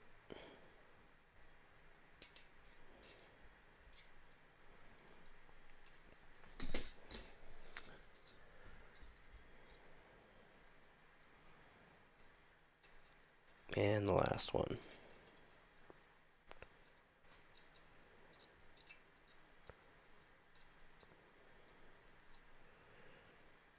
In and twist.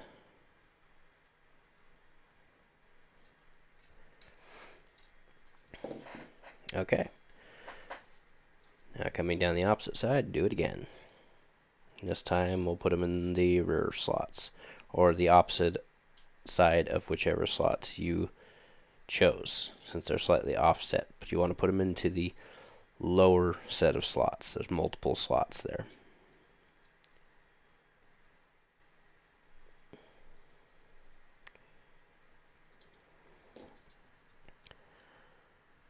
Okay. Down we go. In. And locking it right next to that one.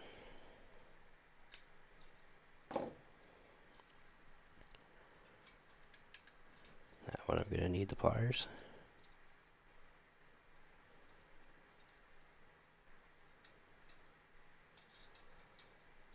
Okay.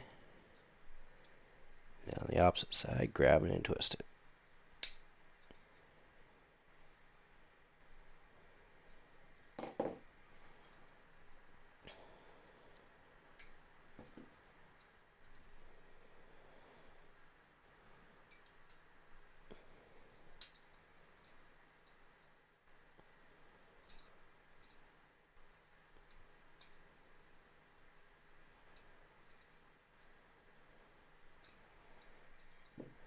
There we go. Make any little bending adjustments you need to get them to look good.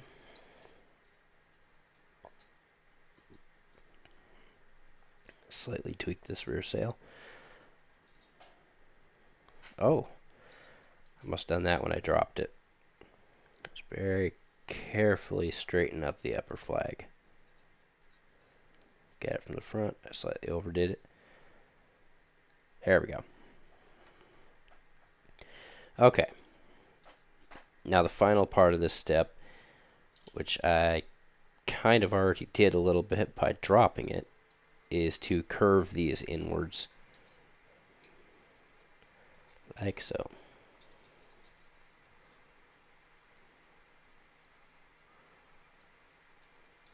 To make curves, if you grab it, bend just a touch, grab, bend, grab, bend, grab, bend, moving down the line, you'll get nice gradual curves. Not so much like this side. Just reshape that just a touch. Down just a little bit.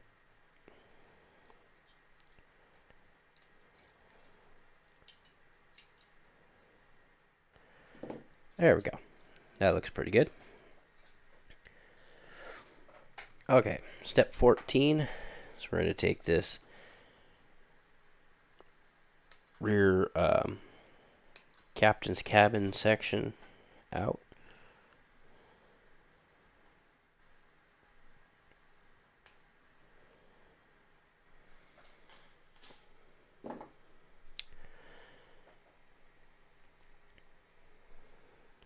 Now this kind of requires multiple bends here, so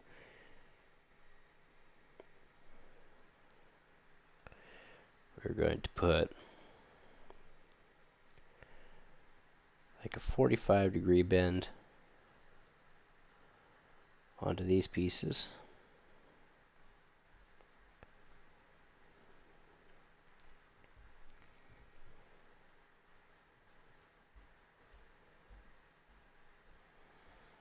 Again, always make sure the photo etch texture is facing you. And for that centerpiece, we'll grab it with the tweezers. Bend a little bit, move, bend, move, bend, move, bend, and do it again. Make sure it's more or less equal with those.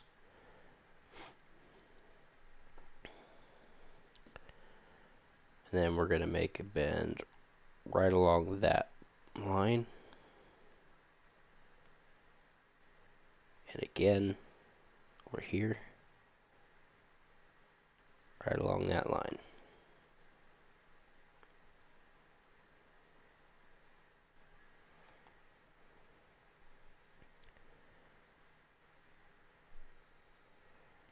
Carefully bend these small tabs over.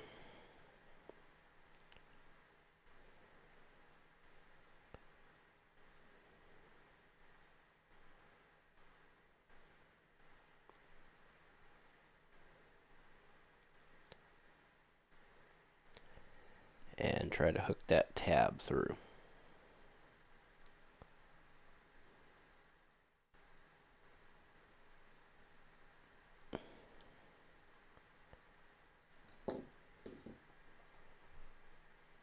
Okay, we're gonna fold that over, smooth it. Do it again over here.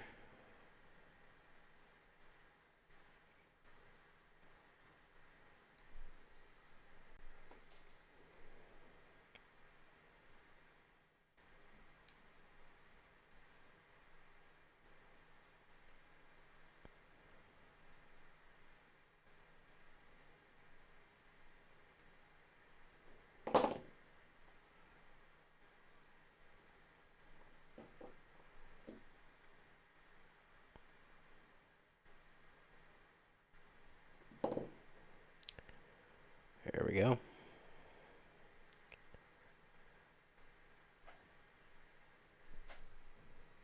Okay, looking at this is supposed to be somewhat of a trapezoid like that, which means these need to be bent just a little bit more.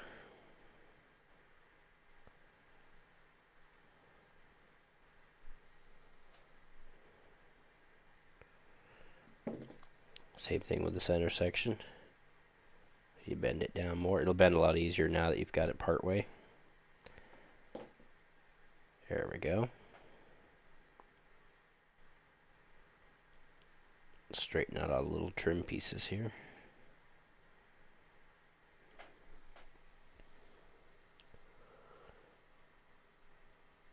Now we're going to set that aside for a second.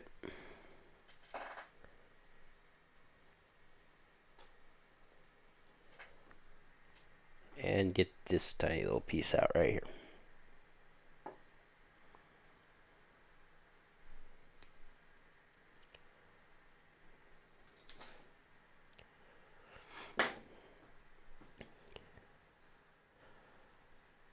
This one's going to bend into a box shape. So each one of these little tabs needs to bend downward at an angle.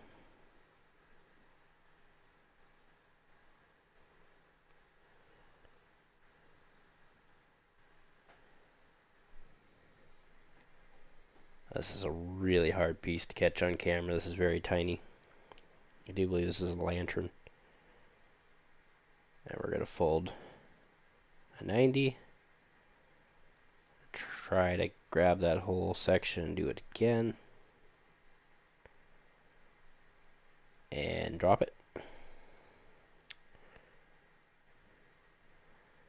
Then coming over to this other side. Do it one more time. Bringing it back in a box shape, and then from this point you'll just have to push it together and make some adjustments with your fingernail and drop it again.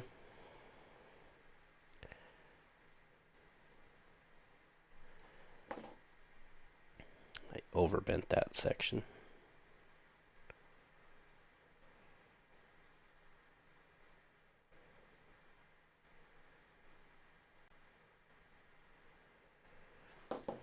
And come up to the top, push these tabs in, try to get everything squared up.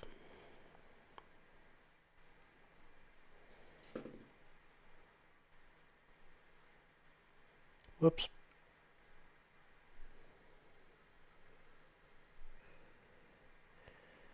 Okay. So that's what you're going for. A tiny, tiny little, I assume, lantern. Let's set that aside for a second.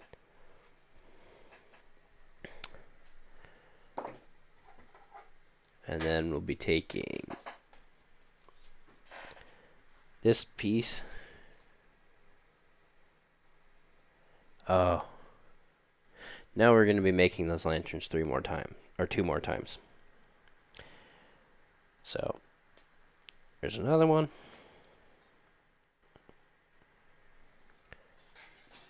And must be one more on this sheet. Yep, there's the last one.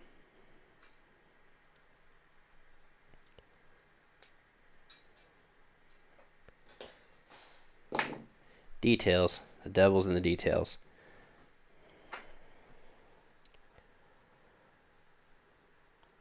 But it's stuff like this that makes a model convincing in the end.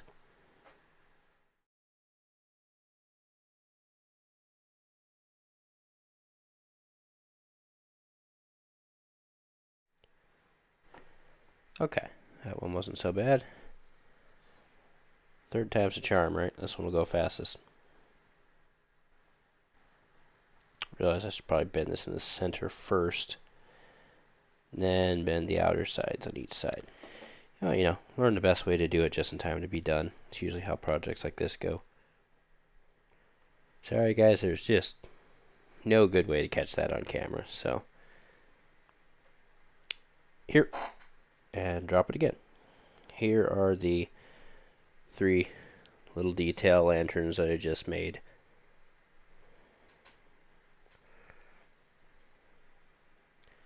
Okay, now we're going to take the rear section.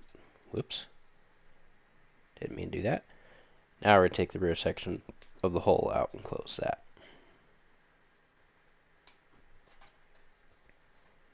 Oh, there's one more clip there.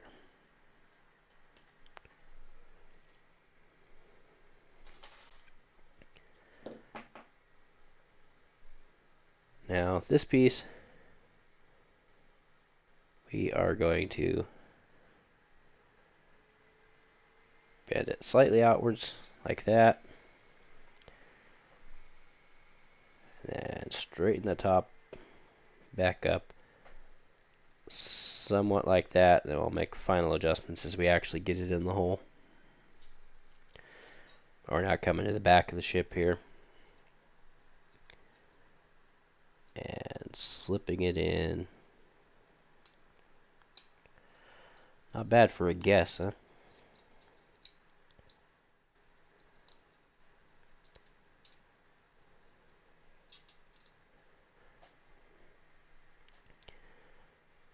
Alright.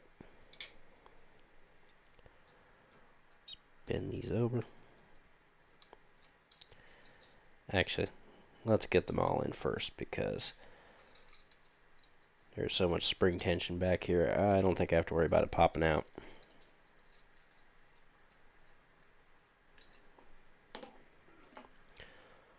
See if I can get in there with pliers and hold it out just a tiny bit. Sorry, out of shot here.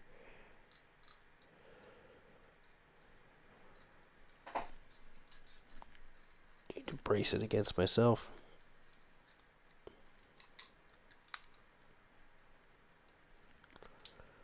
Come on. Just step in there just slightly.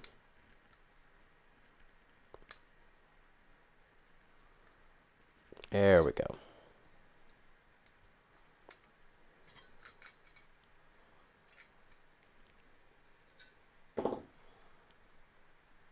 Okay. Perfect.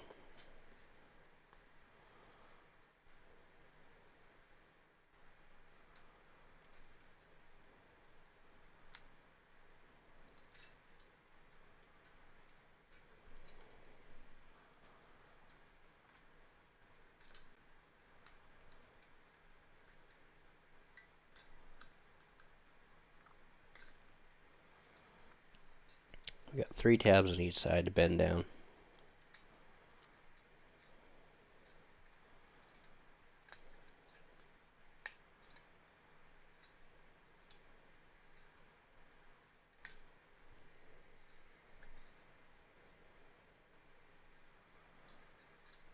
One of them popped out here. I also accidentally bent one of the brackets that the lanterns are going on, but they get bent in a second anyway, so it doesn't really matter that much.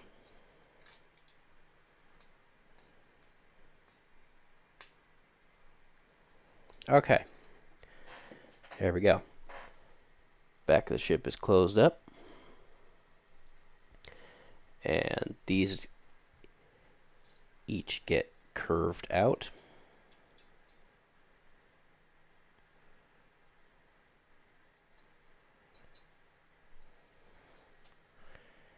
Get back in the shot here.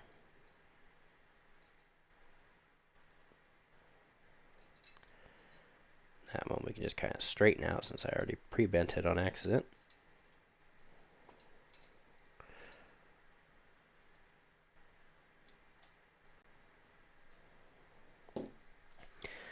Then each one of those tiny, tiny little lanterns is going to get pushed up in there.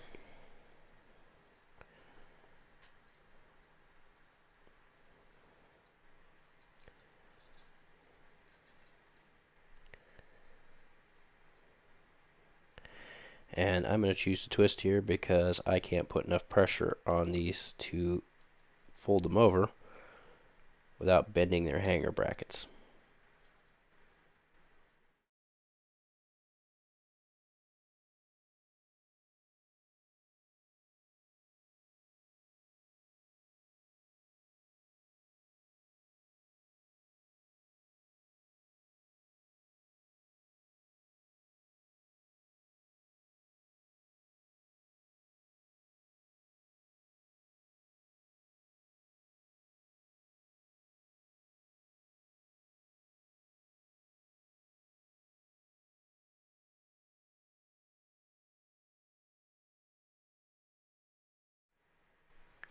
I forget how sharp these are sometimes.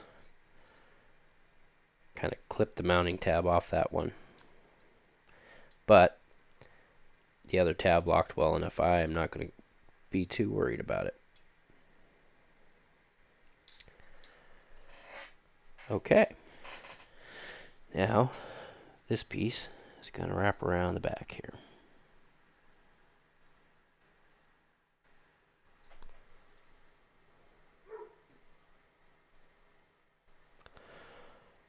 Oh. Okay. I screwed up big time. These are supposed to go on the top. So, yeah. Time to make a creative adjustment.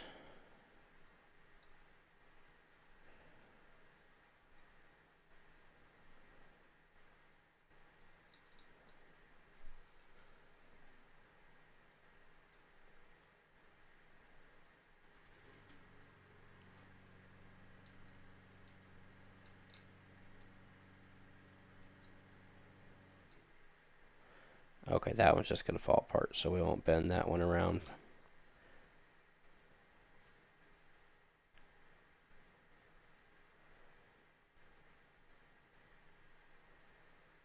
These two locked in strong enough that we can get away with doing that. Not the right way to do it, but it's the way I'm going to do it. Let's see if I can lock this one back in.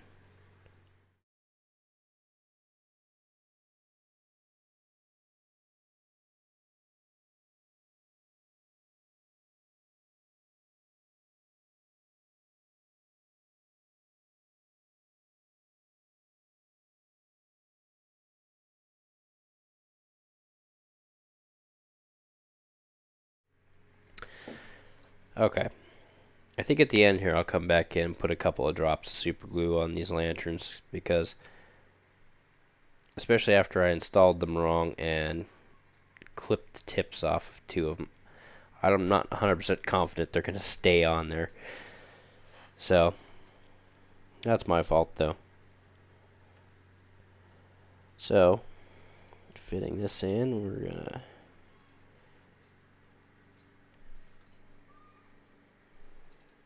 I might try to put it on upside down.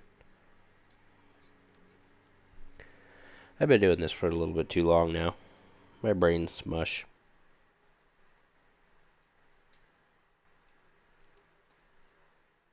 There we go. There's one of them.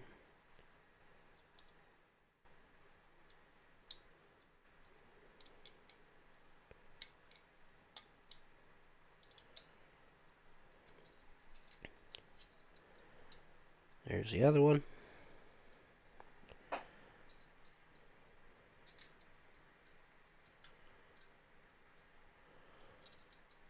Get down in there and give them a twist.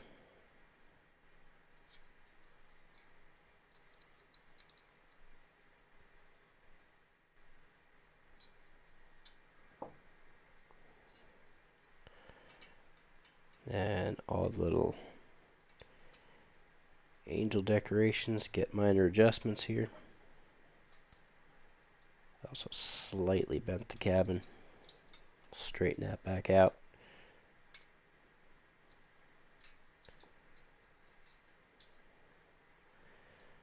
Same thing over here. Oops, not that much.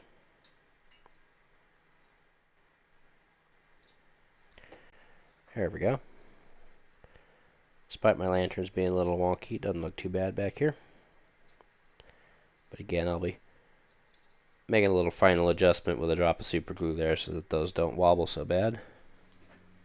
Alright, I gotta hurry this up a little bit because my camera's starting to die. So,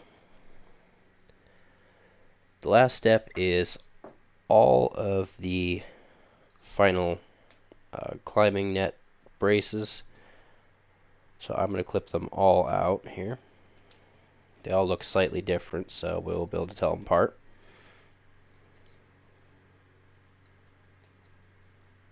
Or at least their pairs look slightly different from each other.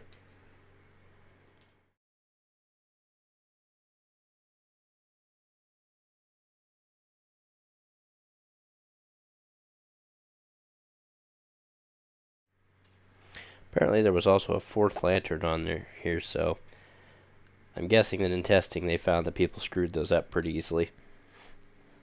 We also still have the extra 3 little discs. Again, I'm assuming they probably found that a lot of people just lost those. Okay. So, arranging these into their matched pairs.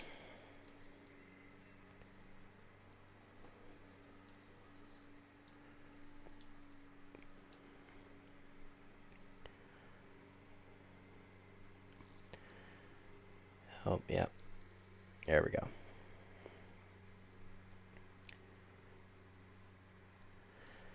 So we basically have short, medium, and long set here. Looks like the middle set is going to be the front. The shortest set's going to be the back. Okay, and the little notch is for them to fit over the vertical part of the mast post. So we're going to bend it at a 90. And I think that I'm actually going to start these at the top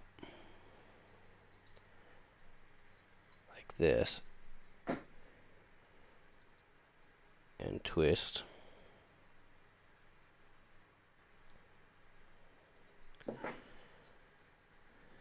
And bring the bottom down, lock it in. Yeah. And you've also got 2 sets of slots, both upper and lower. So pick one for a side, like go all lower on the left side, all higher on the right side.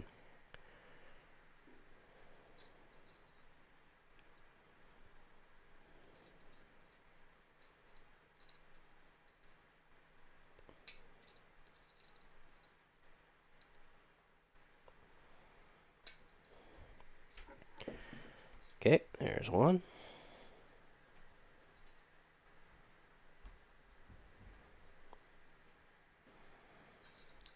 Let's go ahead and do the other side right off the bat.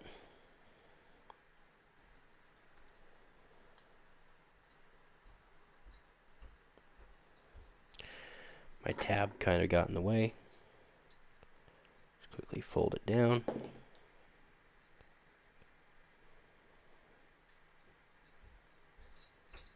Stick her through.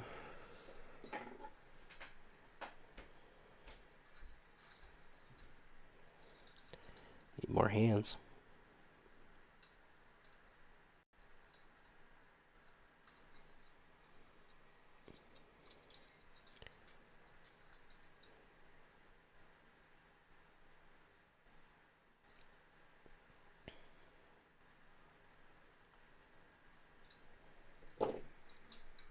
Whoops. I managed to make it almost all the way to the end without hitting the camera. The other thing I forgot to do is fold this 90. But it's still easy to do right now.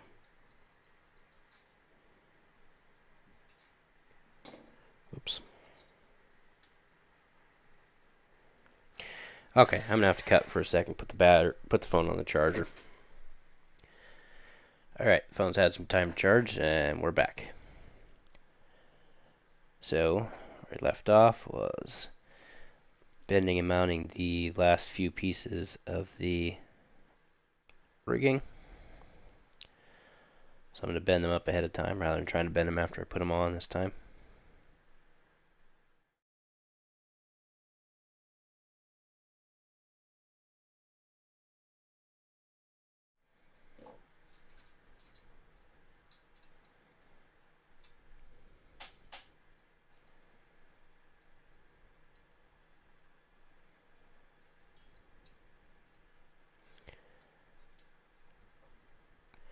Kind of feel like I need to bend those down a little bit more. Flatten them a bit because it's trying to reach over the top of the other tab.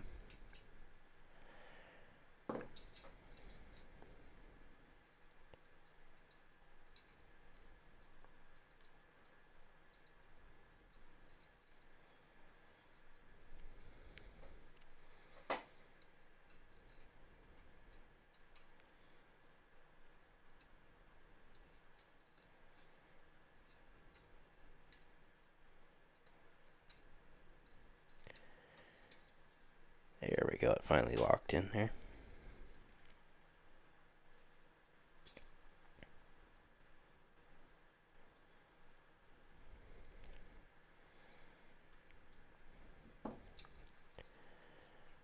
Okay.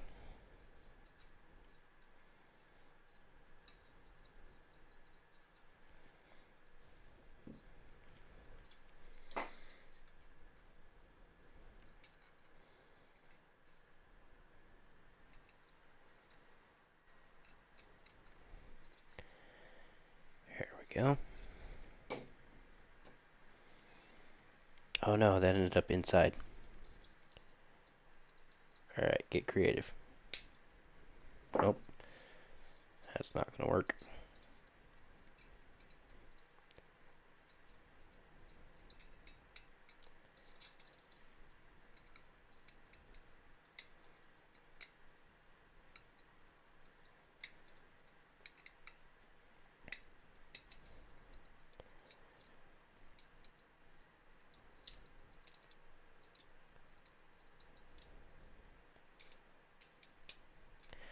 Okay, so I stand corrected. To the ones in the higher slot first, so you don't end up in this situation.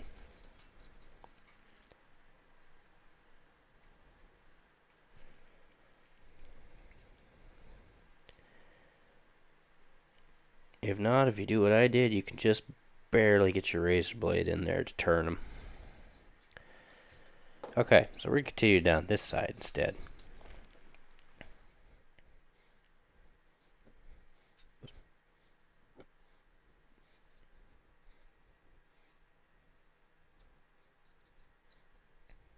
There's no other things there.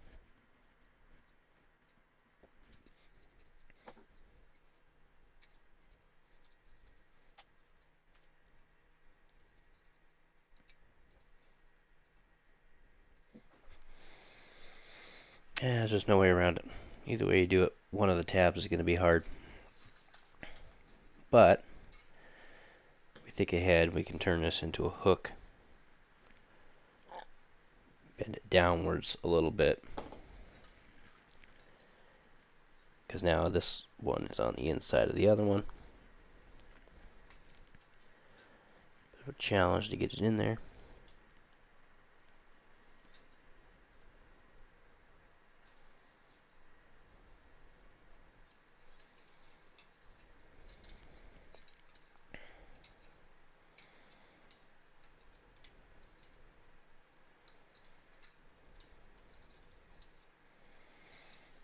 bent it just a bit too much.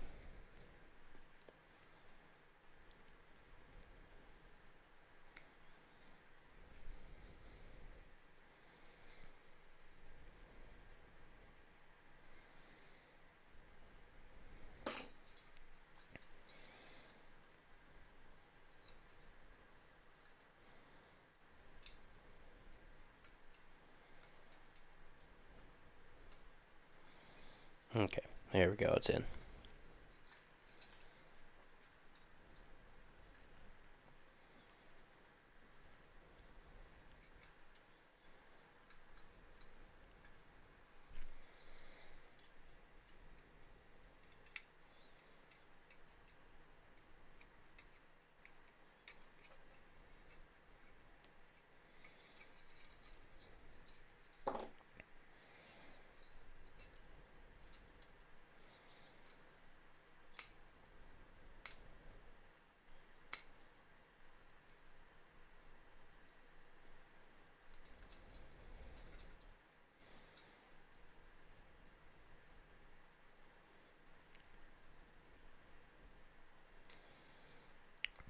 Again, I really don't advise using a razor knife to do this, but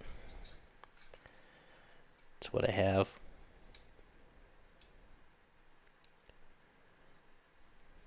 And it unhooked on me again. Okay.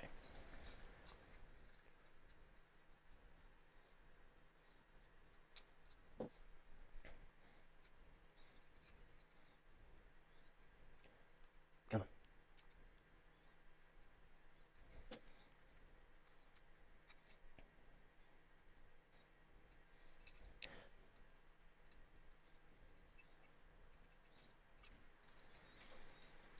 on. Okay, it hooked.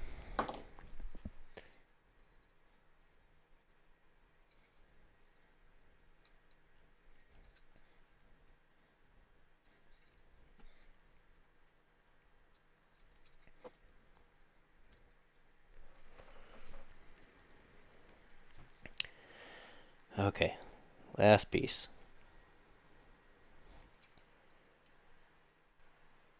Did I get that? I did put that tab through the wrong hole. It's okay. We'll get around this.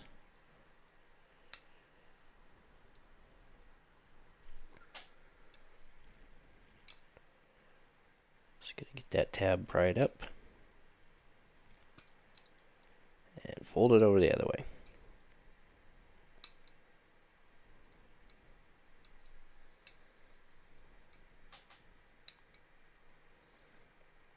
There we go.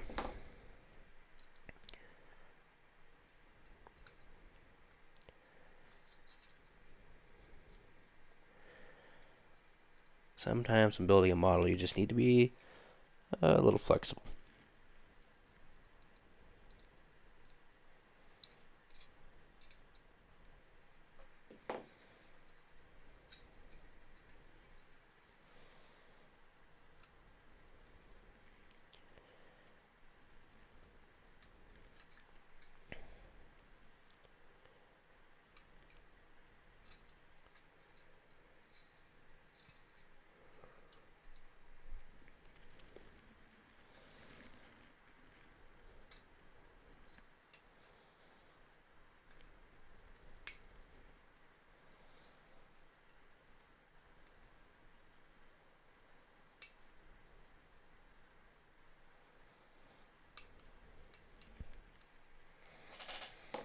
Okay. So, I do need to go back in and remake that one extra lamp and put it in here. So we'll go back and do that real fast. And then we are done. So, while I'm doing this, what do I think of this kit? I actually enjoyed this. I will definitely pick up some more of these style kits. If you liked watching this, if you want to build kits like this, don't forget to like and subscribe. I'll be doing some more in the future. If you built kits like this in the past, comment below. Let me know what kits you actually enjoyed working on. Any kits you really didn't like working on too. Sometimes those stories are fun too.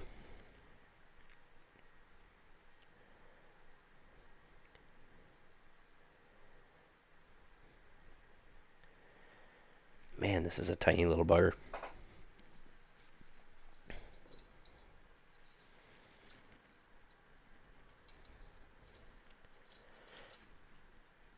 Oops. Okay, there it is.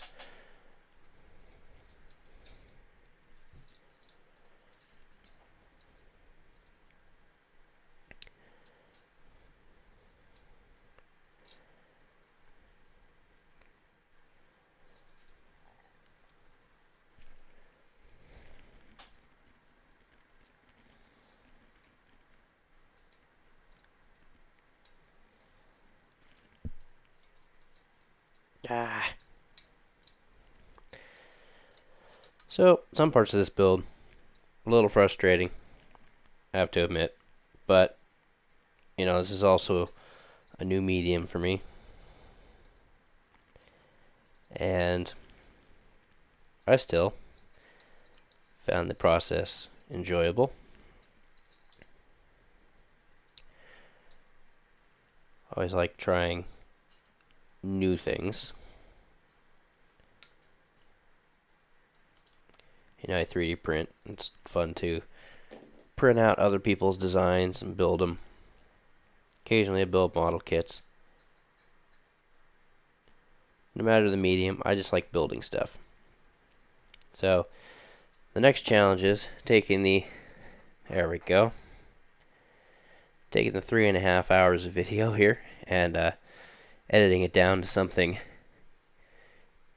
little more palatable for YouTube. I have to say, if I wasn't building this on camera, this kit probably would have been about 2 hours flat. You know, if you've never tried to actually film a project, it adds a ton of time. A lot of little minor difficulties working around the camera. And we're done. Like I said, don't forget to like and subscribe. I'll be building a lot more projects like this in the future. I'm going to start painting miniatures soon. Give a little preview of some of the stuff that I've done in the past up here on this shelf.